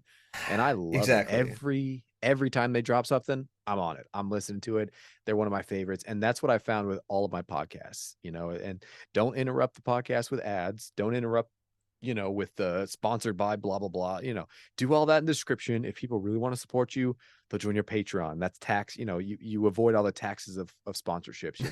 And if they really Exactly. want to know what you're recording on, or they are curious what your thoughts are on this and that, they can reach out to you, or you can put that on your social media. Don't fucking interrupt the middle of the conversation like we're having right now with a hey, brought to you by ExpressVPN, and fuck you. This entire conversation's been sponsored by Mountain Dew Baja Blast. No, Ride the get the wave. hell out Like, of it. Well, like us, we partner with a couple liquors and a couple beers, and so when dude, dream. it's great. I love it. They send us free products, so we love that. And that's what we started at. It's not, hey, this episode is brought to you by whatever. It's like, hey, we're drinking on Glenfarclas 21 today. They actually sent us this last bottle. It's a distiller's reserved, and oh my god, is it delicious. Oh my, pour this up, Morpheus. We love this on ice. We love this neat kind of thing. And then people get it Bruh. genuine, authentic feeling about it. It's like, oh, they really like it. Let me try it, kind of a thing. Not, hey, this episode is brought to you by blah blah blah blah blah. That's just I stupid. love ExpressVPN when I'm looking for Russian car crash videos at 4 in the Or if morning. It's you're on the great. East Coast and your state just I think there's Utah or whatever, pass those bills for the The porn. Pornhub where they're like, sorry man, like That's you don't what get to have that's what any fun here. ExpressVPN needs to be one of your sponsors, is right there. Yeah. And you want to watch porn out of state. ExpressVPN. just Ride the just wave. become an Australian or a German all of a sudden. Oh my god. German scat videos. Oh no. Anyways, Back I on track. fucking back to the story about you joining the Mm, military. mm. By the way, sick fucking tattoo. Appreciate it. Hell yeah. Yeah, Like that's it. just the one Oof. little calf area that I started to do, and I just like, what do I want? I want this. Let's do it. And then tomorrow I have it Fuck now. yeah. So my whole leg is patch leg. Basically, it's just random. My thigh is all kind of random shit. I'll color this. I'll black and white that. Doesn't matter. But why? I think like where I'd put you at though. Like I'm thinking maybe the legs would be Avi, but I mean like also be maybe I can have you like right just on a little I did a random, just big like ass yeah, well, octopus on my wife the other day. It's like, so it's not an octopus, just an octopus. The octopus's head is sorry for the tangents. This is what we do. no, this is the cast. Like sorry, the this is what we're here the for. Amoskedia muscaria mushroom, the red and white spotted mushroom. So Yeah, that's okay. the head, is like a mushroom head with all the Oh white dots and all shit. the red with But with but with tentacles. tentacles, and all the tentacles, all the suction cups are mushrooms as well. So it's like this weird little mushroom octopus thing across her whole like ass thigh region. I need it. It's dope. Can I get a I need to see this. Maybe not on the cast live, but maybe off like you can send it to me later. Dude, that sounds like a fucking porn monster, to be honest. Like, She definitely has to send it. Yeah, definitely. But I have it actually on this. It's actually, if I turn off my camera here, if I do this, because I'll just go grab the stencil I used here. So give me hell one yeah. second here. Get it off the wall. I'm literally walking into that back corner, grabbing the stencil here. Now I'm gonna come Opes right podcast, back. I'm gonna put everybody, my where headphones back on here. we go on tangents to tangents while my guest off camera, because All right. that handsome voice anonymous. I've not seen this man yet. If only I know I'm getting catfished. This is an AI program. You know, AI is getting really good these days, so I'm not even real. I'm an android. you don't even realize. I saw that as one of the potential questions. All right, let me turn this back on. There we go. So this is what it was right here. Oh my god, dude, that's so cool. Yeah, that was Man, dude, I'm totally getting a tattooed from you. Fuck yeah. Like a lot of fun. I enjoy it. dude, that's so rad. So that's what I put on her thigh, and she was really really. And you colored it too, right? With red and Yeah, it's red and white. So like all these little spots all these little spots over here are white, and then like that whole head is red, and then like all of these little suction cups are red with white dots all over it. so yeah, you guys can't see it though, but it literally looks like, again, like imagine like an octopus, but like make the head a bit more rounded like a mushroom. Even like the nose, it looks kind of like a stalk to a mushroom. That was, Yeah. dude, that's good. Like I'm not trying to overcomplicate you, overflate your ego, but that's, I was expecting like, hey, I'll get like a shitty tattoo from this guy. Like this would actually be a really good tattoo where, I mean, bro, I'd have to fucking pay you for that one. That looks too good, my friend. No, I appreciate it, but like I said, I'm building my portfolio. I just enjoy the same with the podcast. Like I like self-sustaining. So long as I can buy ink and buy needles and shit, I don't give a fuck. I just enjoy doing it.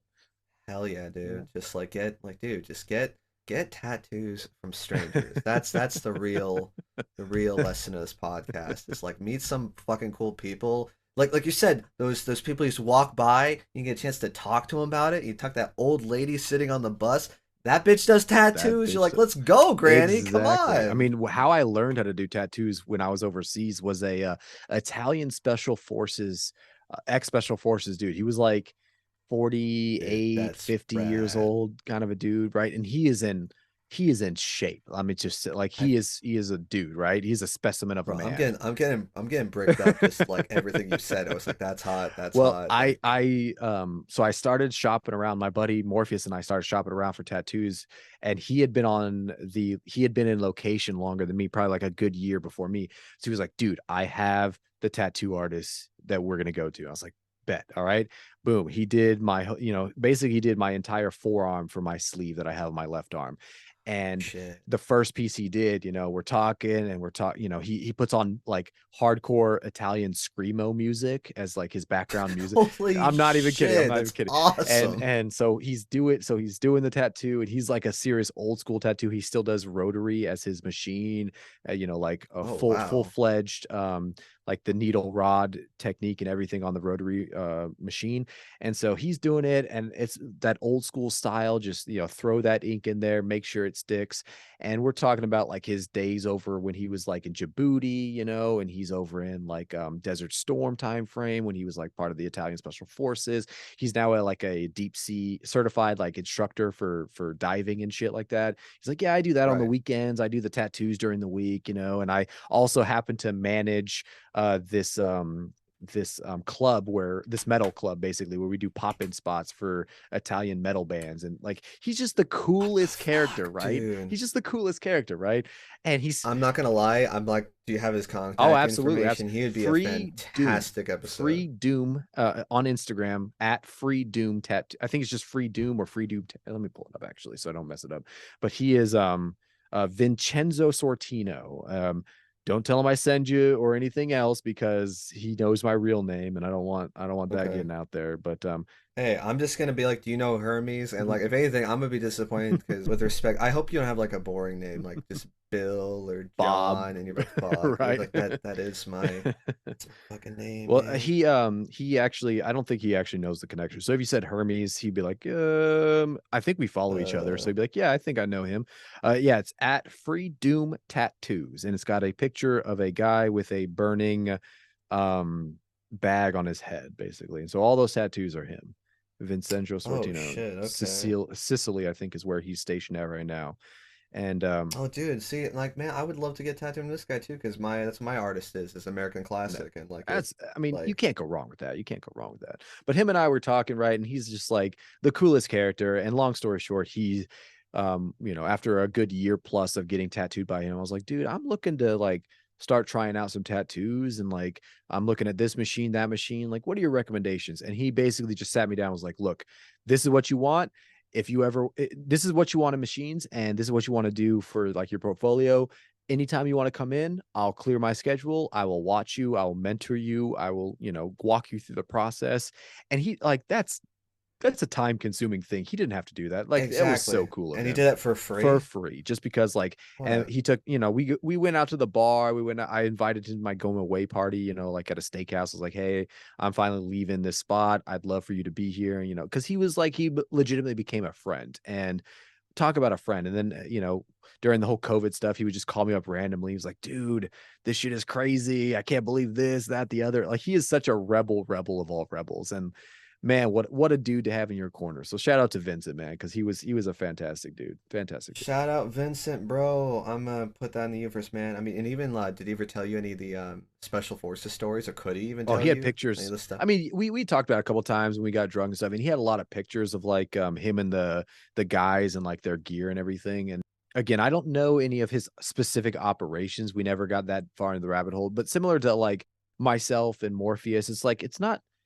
it's work. We don't want to work when we're sitting there tattooing. We want to hang out. We want to drink. Like he had like this moonshine mead stuff that he introduced us to one time.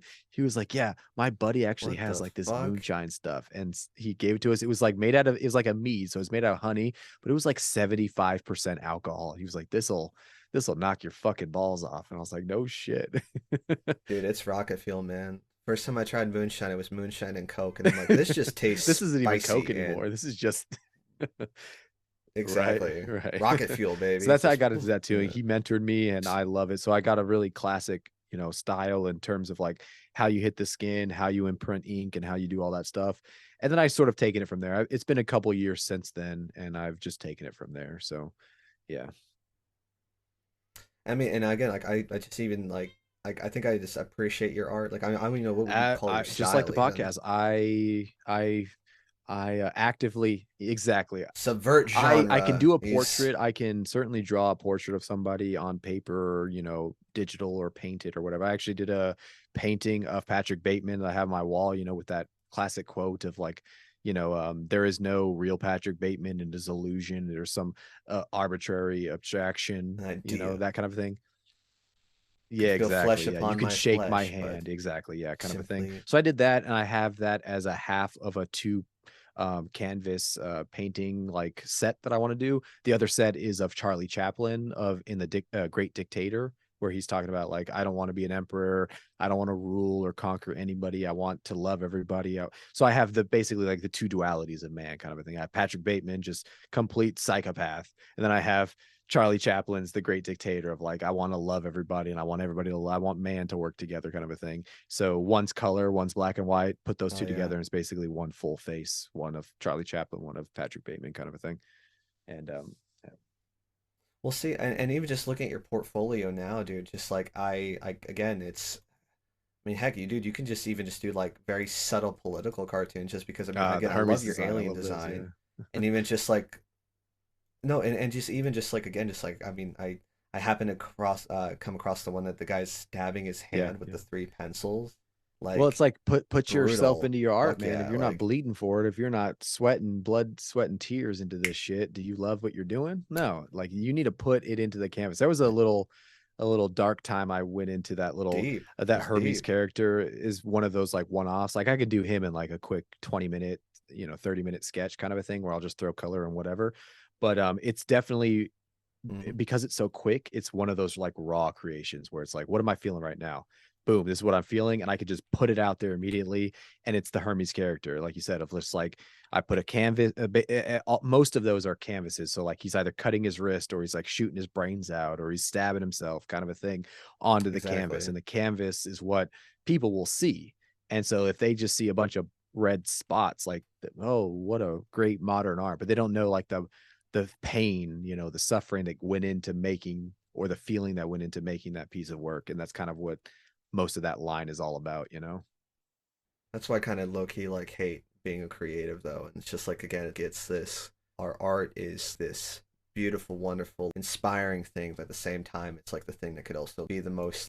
I don't want to say devastating, It but it's can just be. like it's so intense, and it's just I have to satisfy this Yeah, monster, and if I don't do it right, or it's just there's just too many layers with it though, where it's just I love you, hate you kind of thing. absolutely. Yeah, absolutely. Look at us having all these deep conversations about our Well, I art. mean, it's as a fellow creative, I know you understand that drive, right? Where it's, I can't, I don't know, I go to sleep so often. I'll go to sleep and the same thing runs through my head of like the book right now, but like previous to the book, it's like the shows, Mm. like how do I improve the sound quality? How do I, you know, there's this obsession basically, long story short, is you know, what am I creating? And the latest thing that I have on the docket is just, it becomes, you know, me. It becomes who I am. It becomes every aspect of me. I wake up and I'm thinking like, you know, I'll film myself making the coffee, and it's like, you know, diffusion or entropy idea, you know, and that's the coffee piece that you film. Mm. And then you write something about, you know, like transitions of life, or and you know, like friends that come and go, or relationships that fade. And then you come in, and then you move on to, you know, work, right? And you're in the daily grind with Uncle Sam, and you're thinking about, you know, like grinding of gears, and like the wear and tear of an engine, and the wear and tear of the soul of a person, right? And so like all of these things full circle come into that, like you said, that monster, that drive, whatever that thing is, you know, that's in us, right? Like that ethereal, abstract drive that we have, that we just can't, we can't quite put the finger on. At least I can't, but it's there. It's so fucking But present. that's a journey to Yeah. making it, to creating it. And bro, this is like a good segue back to the original fucking conversation we had about you joining the military. I mean, bro, I can say this because I've talked with you for about an hour 30 now. I feel like I know you at least pretty well ish to this level of the surface. You're this like very deep philosophical soul. You again have that desire to create. You have big brain idea, big brain thought. That was kind of I told you I wanted to join the military. I was planning on going to, but that was a real concern I had, that like I was afraid that they would just beat it out of me, Yeah. that personality, that individuality. Did that happen to you while you were either in Mm. training, or does that happen, or are you constantly fighting that feeling, or that That's a happening? good question. That's a good question. It's a layered, it's a layered answer, I guess, because how I started to answer this question was, I come from a military family. So I guess in that aspect I was prepared for the military, and that I kind of grew up that way. You know, my dad, for lack of a better term, was definitely one of the hard ass kind of a people. You know, he was a Navy chief. He was Mm. also medical, but he was Greenside Medical. So Oh he was shit. And he was your dad he was too, definitely like. what you would consider a hard ass, for sure, for sure. My mom, not much different in that. So I would say when I went into the military, after I finally went through college and everything, and I was like, yeah, you know what? I've lived the civilian life. This is, I think I want some back pocket stuff, and I decided to join. Mm. Um, I was ready for it. You know, it was just like boot camp was summer camp to me. Like a lot of people broke down, a lot of Mm. people failed, a lot of people, like there was quite a few people that you talk to and they're like, boot camp broke me. That was hard shit. I'm like, no, that shit was summer camp to me. Like my childhood was a lot worse than fucking boot camp ever was, right? That's fucking hilarious and fucked up, No, and no, I'm no. sorry. I'm not sorry. This is who I am, right? But being real with it, like I've reflected on myself plenty of times. I've had enough acid trips now that I can go back through my history and say what is and what isn't. And what is legitimately like, yeah, did the military as it's structured beat it out of me? I think the only thing that the military now beats, quote unquote, out of me, or is structured to beat out of someone, if they're in my position of, like I said, like boot camp and like the hardships or tough, quote unquote, of like running in the heat or the rain or the snow or whatever kind of a shit, that mental game of TCCC and whatnot. If you're in my position and that stuff is easy to you, like you've been through a couple places and that stuff doesn't phase you, the biggest thing for me is the monotony of the cog, if that makes sense. Of you have to do your job to push the next wheel forward, the next cog in this machine, and being that thinker. Again, I don't take compliments well, but to use your words, to use the big brain, I guess, if you will, Tristan, being aware of that aspect is kind of the hardest part for me because I know a lot of these things are bullshit, and it's like I find meaning in my fellow sailor all the time. And I love my fellow sailor, Morpheus being a sailor and everything. Like I love that motherfucker to death. He's my best man for a reason. Like we have a certain trauma bond, if you will, that we shared, like we legitimately do. But at the end of the day, our jobs in terms of like what's hard and easy, I think of hard being like in Iraq. I think of hard being like in Afghanistan or like being in a third world country. We had our brief stint over there, but like nothing would be compared to what like I'm over here in air conditioning. I'm in a studio. I have LED lights right now. I'm talking to you. I have a slight perspective, but I don't have something that the same perspective of some kid that's growing up in that lifestyle right now of a war-torn country, Ukraine even right now Jeez. I Yeah. don't have that perspective. So that's what I consider hard, right? That's what I consider difficult. And so Morpheus and I may share that same perspective. That's why we're so close. But at the end of the day, it's like the hardest part for me as me as a person, as an alien personally, is just dealing with that paradox of living, of like, I have to continue doing this to survive with Uncle Sam. And I agree, like, there's a lot of perks, there's a lot of benefits. The wife and I are planning a trip here next week, and we get, free check on bags. Normally it's like $70 for a check on bag. Hey, Cool. That's a great perk, where you go? Where you going? We're actually going over towards your area, not to you, but towards your area. We'll say that. And Cali? Arizona. Okay. You got to see the Grand Canyon? Seen it, done it. No, it's a I know yeah. you're like trying to keep it vague, and I'm just like personal questions. It's a family thing, is what we'll say. Yeah, family Okay, thing. there you go. And again, so there are perks, there's things, there's benefits. I get paid well, my wife gets paid well, we make a good living. All that good stuff is great. But the hardest thing for me is going into work for Uncle Sam and seeing a lot of the bullshit that legitimately does not matter in the slightest, not even as far as Uncle Sam is concerned. And yet it does. You have We to make do it, it. You have we to do make it it this matter. way. It's Exactly. like That's the hardest part for me. Yeah. Why can't I take care of my junior sailor? Why do I got to go through this red tape and this paperwork and this, that, the other, to make sure someone doesn't kill themselves, kind of a thing? Why can't I just look out for my junior sailor and tell him what's what and like, what's real in the world, kind of a thing?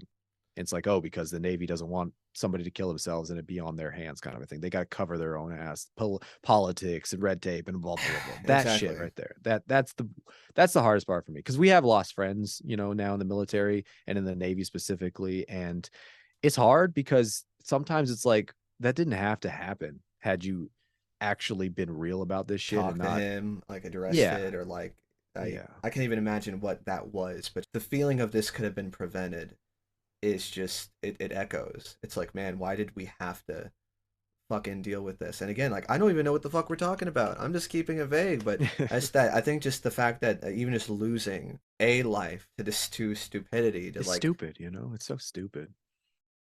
that's where I guess I'm asking these questions. And I think the more and more I do this cast, I'm finding out more of the reason why I'm doing it. First of all, is like I love those little stories, the full circle, back on the bus, back to the people that we neglect. It's like, yeah, I happen to meet a lot of interesting people because I just ask a question or two. I'm like, hey, how is that? Because I just like learning shit. Yeah. I want to be the traveler. I want to do these things. I'm poor as shit. I can't afford that. I can afford a story. I Yeah, can at least hear it. I exactly. can get perspective, and then maybe you might tell me something that I hold on to, and now I have knowledge on it, and I can Yeah. share that too, whatnot. But the more I'm doing this, I'm also thinking that the questions I'm asking people are also questions I'm maybe even asking myself, where I'm like, this is something I've always had a question about me. How did you deal Mhm. with this thing? Yeah, yeah. That's where I learned a lot myself, honestly. Like, Military? growing up, well, growing up military, growing up with a lot of siblings, you see when you have older siblings, you see mistakes be made, right? And you're like, that's a mistake I don't want to make, So you can certainly take things in from other people and learn from them. And that's definitely, one thing that I've seen in the military as well, that even before I joined, and then as I joined and got to my first station, where I was like, I don't want to do this. Like I see the people who, you always see that glorification portion in the US about like war and like conflict and all that, right? You see that a lot, especially with young men, Yeah. that's a stereotype that's out there, right? Where they're like, yeah, I want to go serve my country. I want to go kick down doors. I want to do this shit. And more power to those that do that. And because we do need it. I will say we do need it. As much as ugly as the truth may be, the world in all its complexity and beauty in complexity, it's fucked up. All right. There's a lot of shit going on in the world. And what I've seen has certainly solidified that fact that the world is a complicated place, and we Hmm. need people to be on the front lines of that complication and take the blunt of a lot of that stuff as a country. That being said, there are so many young men specifically out there, or just young people out there, that see that as glory, as the thing to be after. And I see so many of them come back so fucked up. Again, this PTSD that we're dealing with as a country, this Yeah. this epidemic that we're dealing with, opioids and stuff. I see so many of them because they had this idea, they were sold this dream, this lie, this propaganda from whatever movie they watched or whatever it was, right? And when they realized that reality was not a fucking movie, it certainly was a much bigger rude awakening for them than they expected. And that was one thing that I learned from seeing those people. Again, my grandpa being a Vietnam vet, that's one thing he told me. A lot of the stories he told me was like, look, this is what war looks like. This is I went over there. He was drafted. Him and his brother were Oh, drafted, and Jesus which is Christ. shitty in itself, right? Yeah. And he comes back and he's like, yeah, I got off that bus and I was just happy to be alive and back in the States. And I was met with protesters and rioters and people that spat on me for, being the baby killer and all that kind of, that whole thing. Right. And he's like, they're not wrong. And he's a very nuanced guy too. He understands a lot. And he's like, they're not wrong in their hatred or their sentiment in the war. But the nuance of what reality is so much different than most people realize. You know, he's like, he definitely colored it in a way that I understood when I was a younger man before I joined, where I was like, yeah, I don't want that. There's nothing about that looks glorious or appealing to me at all. Like You that's know, something I don't. and just to peel the onion, dude, because you just dropped so many bombs. Well, first off, preach to everything you're saying. God, man, dude, this is like another 30-minute conversation. Just everything talking about this Apologies. though. By like, no, don't, because this is the stuff that like I love on the cast. Again, these deep philosophical questions. Because I mean, like, I think I wrote a question down, or I was gonna have a army ranger on here. He's ghosting me, but granted, I think I told you this before. He's doing crazy shit that the America needs in a country I don't Yeah, not allowed to talk about. But the same thing as what he said. He's like, people need to do those jobs, and it's shitty. And that American myth of, again, I'm going to get my glory, or I'm gonna let military fill that empty hole in me. That I think, like, again, it's gonna solve the thing. I'm gonna feel yeah, whole. I'm gonna feel responsible. I'm gonna find purpose. When in reality, you're not. You come back worse and fucked up. yeah. And God, and dude, just the fucking the Vietnam thing. I last weekend I had another pod match guest. I'm gonna stop saying that because they're just all gonna be pod match. They're all But guess. they're this Vietnamese doctor.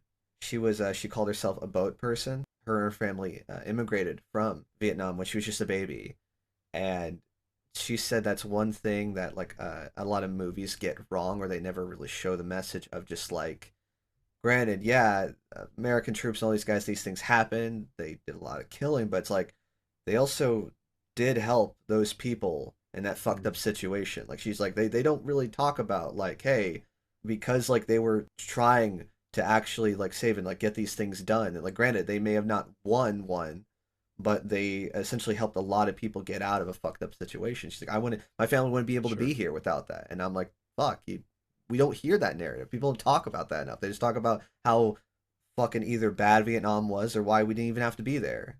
But that doesn't sell newspapers, Tristan. The nuance doesn't sell newspapers or whatever. M&A. That's, man. I think that might be the. I always love figuring out episode titles. That might be that doesn't sell newspapers. That's a good one. That's a good one. It's true though. Like the human condition is complicated. Again, going back, making a little meta on us for a second, right? With the alien and everything.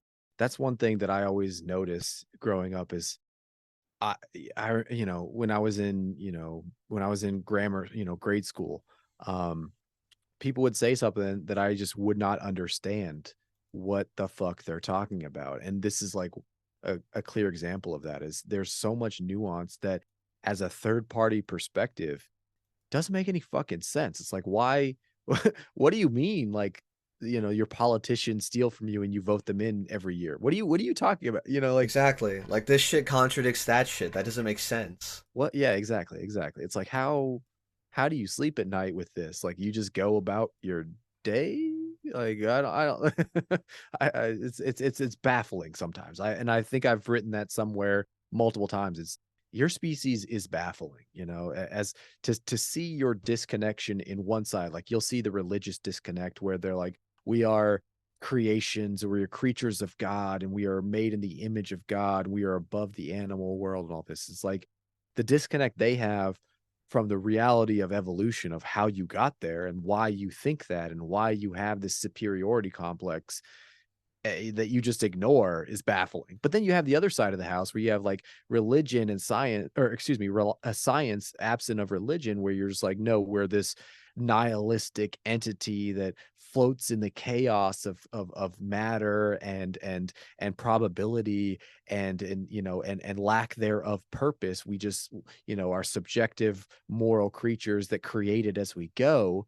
That seems so fucking depressing that, like, I can't even imagine. You've obviously never done an acid trip or an ayahuasca ceremony, because I tell you, Bro, that's the secret. Again, you have to have the blend, man. It's yeah, like, it's not absolutely. just yes, it's not no, it's some fucked up thing in between. It And absolutely that is. changes constantly. It's like, Yeah. man, and if anything, I will say this entire conversation, like, well, I went back home a year or two ago, and my buddy gave me this mushroom chocolate that Mhm. I like to think I have fun once in a while.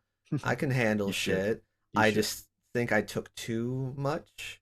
Like, it was a bar, and he says you're supposed to take two for a good trip. I think I took like four or six, Ooh, I take that whole and bar, I'll tell you that. Or excuse me, my buddy Swim. My buddy Swim takes the whole bar. Swim stands for someone who isn't me. okay, My buddy okay. Swim takes that whole bar. No, it's bro, like, it's because I man, I got in a really bad, like, philosophy loop where, like, I Mm. kept thinking, like, "Ah, this is a fun conversation. I kept thinking, what if this was a simulation? And everyone kept telling me, dude, it's not. Like, this is real life. And I'm like, that's exactly what the fucking simulation would say. That's exactly Just what you would say. going in the loop, and oh god, it was terrifying. I got to the point where I thought, like, I was I read something or heard something that when you die, like, a bunch of Mm. chemicals get pumped in your brain, where it's like, again, you're having like that life flash before your eyes, Yeah, but yeah, it yeah. seems like it can go for a while, even though it's like seconds. I thought, oh Yep. my god, what if I'm dying? I'm a homeless man on the streets of, I'm just gonna spill where I live, Portland. I'm overdosing. This is the happiest moment because I'm surrounded by my wife and my friends, and I'm having the best time ever. And I'm like, that's not real. This is all Mhm. like I'm in an insane asylum. I'm going crazy. Like, what if these weren't people and I made them up? And I was like, what the fuck? This is awful. Please stop. And with that said, I think if I did it now in the mindset that I'm at with a smaller dosage, I think I would have some pretty good, deep, introspective Mm. conversations where I'd come to those answers we're talking Well, about. I like that fear though, personally there, Tristan. I like going. I granted, I agree. It's, not everybody's shtick, everybody's different, and I think everybody should explore at the level that they can explore at. But I like that fear. I like to push that boundary. Like, I've Uh, that's where a lot of these ideas that I have come from. Is that I've been confronted where I'm just like, fuck it, let's go as deep as we can go and see what happens, kind of a thing. And I got there. Oh my God, was that terrifying. But when I finally came back and I'm like, holy shit, that was. And then I have a slightly different, perspective, or a little piece that's like, remember that time when you died? Yeah, I remember that time when you died, and you're Exactly. like, and it's I'm about growth and learning, like you said, even when it comes to like relationships, and as long as you're laughing and growing together, that's how I look at my life. As long as I'm laughing and growing, experiencing, I'm pushing that boundary of fear, at the end of the day, it's gonna work out. And if it doesn't, I won't know any different, because I'll be dead. It Hmm. won't, I'm That's gonna a push it until I can't. And then at that point, who's the wiser? Not me. there you go. I mean, and that's that great perspective because I don't know. I think I just learned something. I think in theory, I want to know, like I want to know the man behind the curtain. I want to know. I want to seek knowledge and truth. But like I know that there's always going to be that point where it's like, man, I think like I want the knowledge, but then the moment I get too close, I'm like, man, I wish I was just ignorant. It's like Never ignorance mind. is truly just it's bliss. It's It is. Yeah.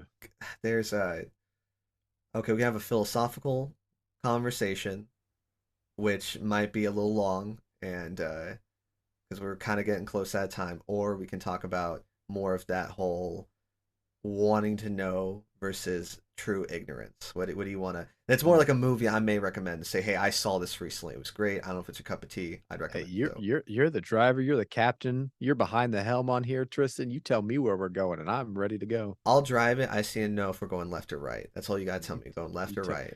We'll go. We'll go right. I'm right-handed. We'll go right. Where are we going? I'm gonna go with movie recommendation.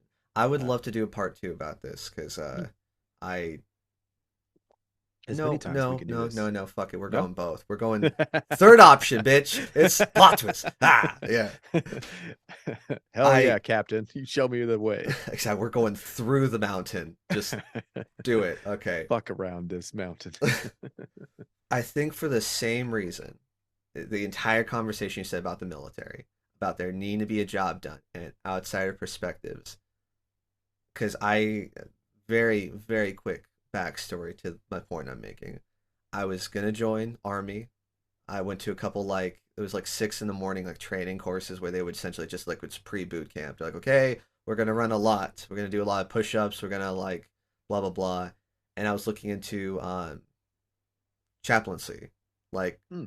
start with a guard and then maybe get to the point where I could get like a master's of divinity or something like that. Now that I look back on it, I think I would have killed at it just because like I really do well with That's a dope people. job, honestly. And Yeah. yeah, exactly. And just like again, helping the people who really fucking need it, who are doing those really hard, difficult, dirty jobs that fuck with their minds. I was what I was gonna do. Fucking, I think boot camp would have killed me, or at least to a point, because I'm a fucking little fat kid, and like I was a drama kid. I didn't do the sport thing. Like the fact that you did track, man, good for you, you fucking sexy bitch with the probably good ankles and the good lungs. Yeah, nah, not. With that Wasn't in the said, cards. it didn't happen, and I kind of had those thoughts too of just like, okay, what am I trying to get out of this? I mean, primarily it's like, hey, I wanted to do something with my life. I wanted to be with my girlfriend at the time, now wife, and it's this incentive to kind of close the gap and marry her, which is what happened. I was gonna think about doing that, and then I married her, and then that was the plan. Shit changed. I'm thinking for all these reasons, maybe, and I'm gonna say maybe because I don't know what I would happen if I took that plunge into the military. I'm thinking this was the best thing for me not to do it because for all the reasons you said about the bullshit system and recognizing you're a cog, I think that's why I rebel against my job so much. I'm not a cog. Like they want a Yeah. cog. They want this thing, and I don't want to give it to them. I'd rather fucking die trying. I'd rather be a fat fucking lazy piece of shit. I mean, Grant, I'm not gonna not do my job. I'm gonna take care of shit and help the other guy, but I'm not like if someone's gonna like say, hey, don't help them, don't do that. I get why people say shit like that. People need to learn. But I just feel like if I let that part of me die, I lose a part of my humanity.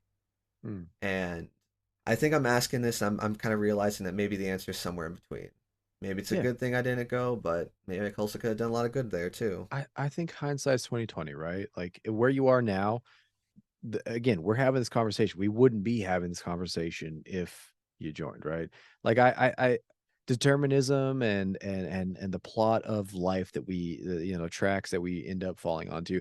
Yeah, you could always say what if. You could always go back a million years, and course again, choose your own adventure in a different direction. But at the end of the day, this is where we're at. And I like, again, to get a little woo woo on us, to get a little spiritual on us. Love that I shit.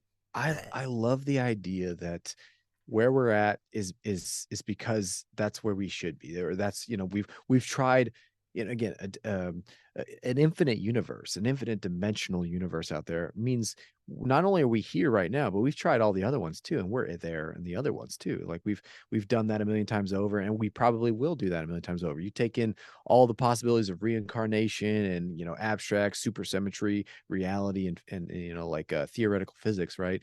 We are experiencing those not only simultaneously, or we will experience them at some point, simultaneously. This is the one we're in, right? And similar to the question, I think, that was written down of like, aliens are real now. Does it change anything? Does it matter?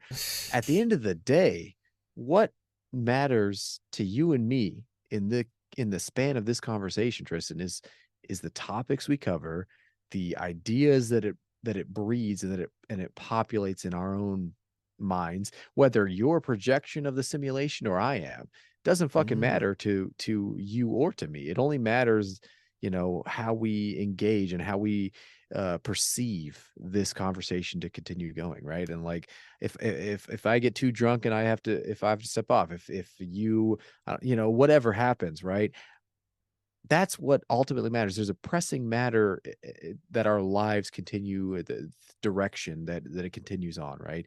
And if you if you would have done, some good over there, yeah, because you're Tristan, you would have done good no matter where you went, right? Shut up. You know what? Stop complimenting You're me. where you are right now, because that's where Tristan needs to be right now.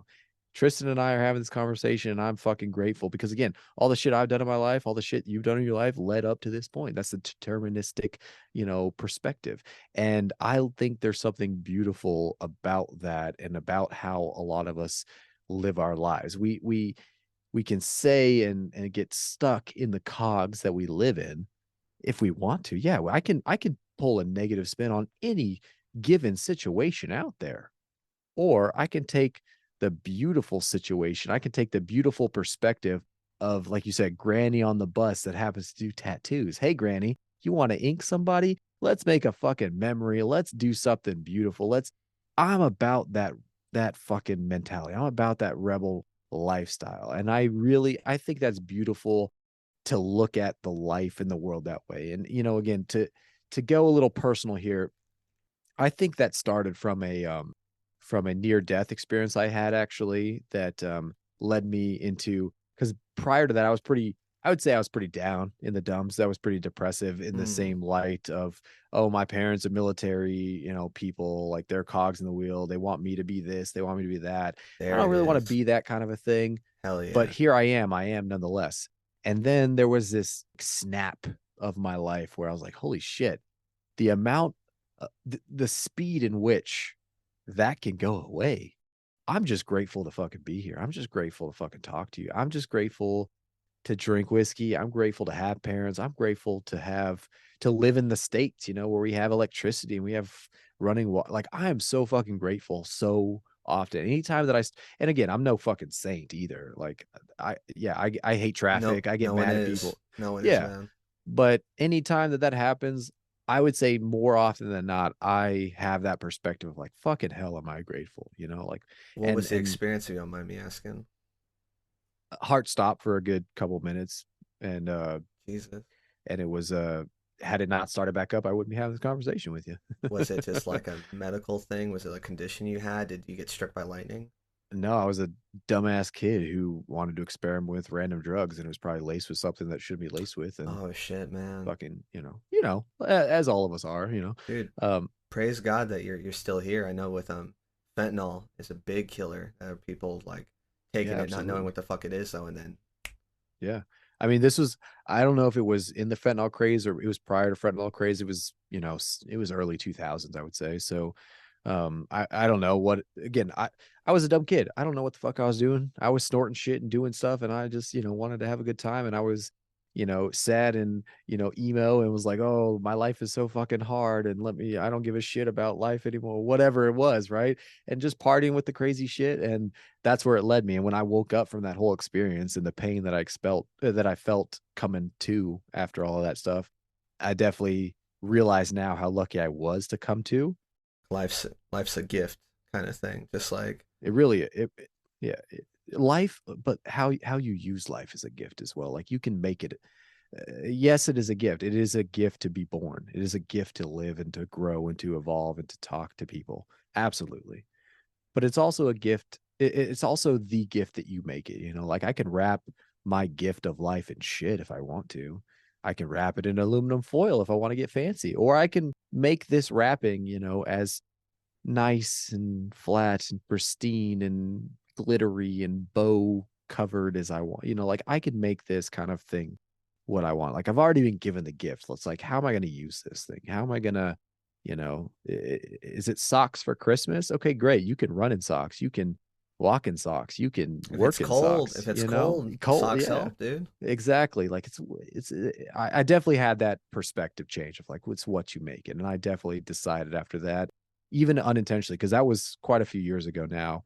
But I look back on that so often. It's like that was definitely one of those points. I've had points since then where I'm like reiterating that point, but it's just be fucking grateful, man. Like if you're listening to this right now and you have headphones on, be fucking grateful you have headphones on. I don't care if they're fucking Bose headphones, Apple, AirPods, or the dollar store, I don't even know the brand. Like you can hear me. You're listening. Like be fucking grateful, man. You're wherever you are right now. Just be happy, with what you got.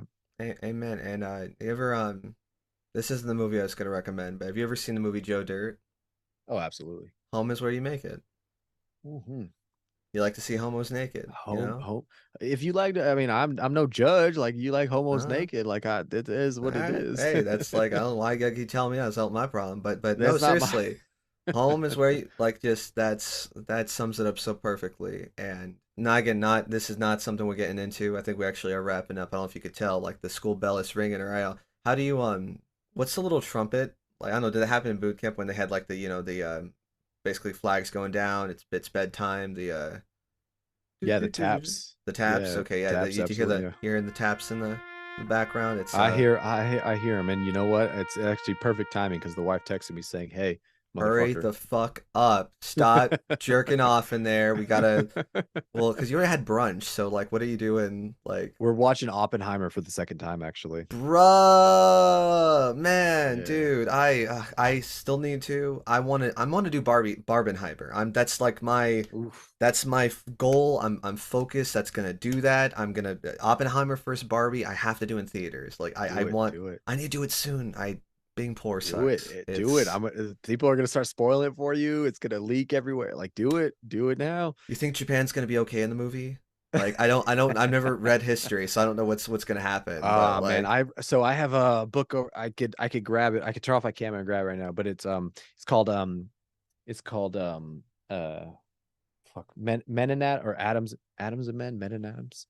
Why am hmm, I blanking this? I may have had one too many whiskeys now. Wife's gonna have to drive there. yeah, fuck yeah.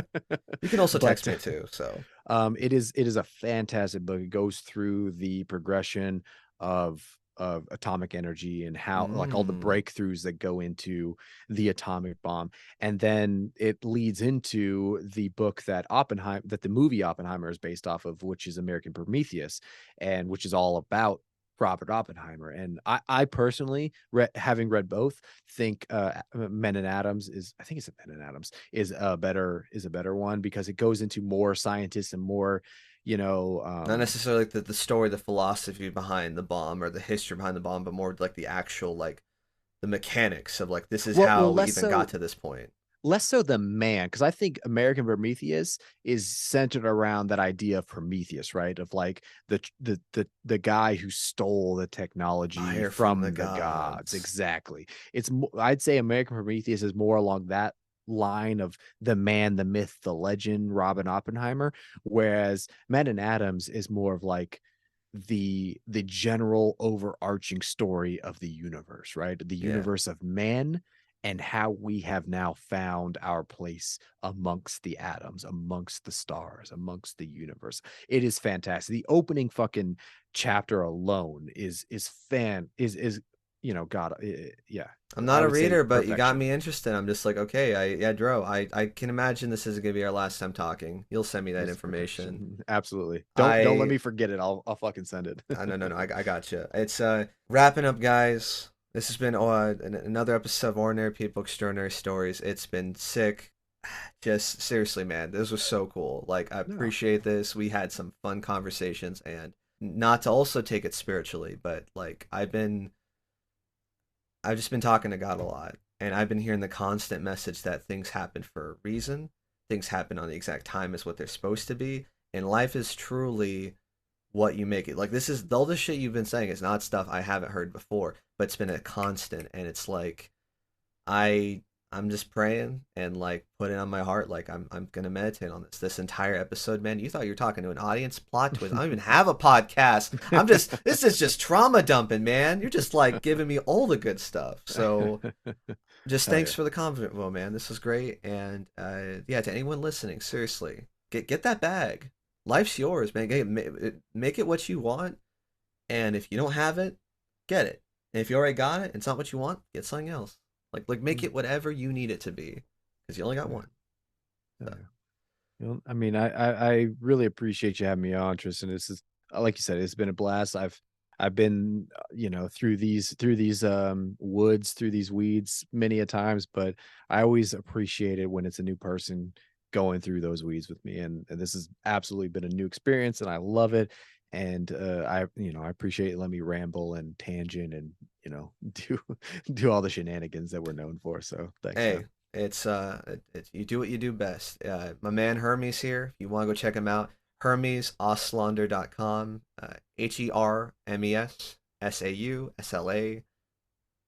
HermesAuslander.com. And then he's got podcasts, the Scuttlebutt podcast. I was doing an episode or two about you had an AI guest on there, a guy talking about AI. I could find it, but we got to wrap up. It was Absolutely. great. Check him out. Great dude. He's coming back. I'm going on his. We'll make sure we let you people know about it. And final thing, this will be the thing we truly ended on, is I told you I was going to hit you with both. Movie recommendation. I don't know kind of where you are. Maybe you'll love this movie. Maybe you'll hate it. We'll find out ultimately. It's on Netflix. It's called They Clone Tyrone. You heard of it or Mm. seen the trailers for it? I don't think I have. Is that the one with Jamie Foxx by chance? It is the one with Jamie I've seen the Foxx. trailers for it. I haven't seen the trailer. I haven't seen it yet though. I loved it for a gajillion reasons. Okay. Definitely came back to that whole message of like, it's like, do you want to know what's like, do you really want to know the answer? Do you want to know what's behind the curtain? Do you want to keep looking and go to those dark places? Because if you Mm. do, can you appreciate the answer, comprehend the answer, and more importantly, what are you going to do about it after you know the answer? Mm. Hell yeah. Okay. Checking it out. Checking it out. I've been meaning to try it just out of curiosity. You've taken me over the bridge. All right. Everybody, check that shit out. This entire episode's been brought to you by Netflix. Netflix, ride the wave. I'm Tristan. This is Hermes, and this has been another Ordinary Person, the Extraordinary Story. Peace. Hell yeah.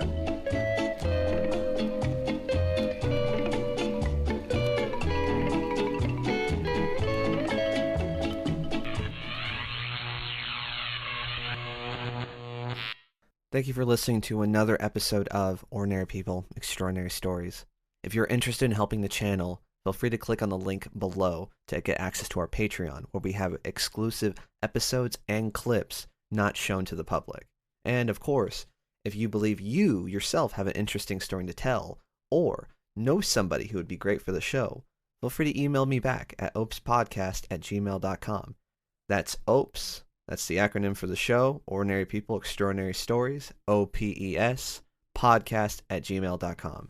Thank you, everybody, and until next time.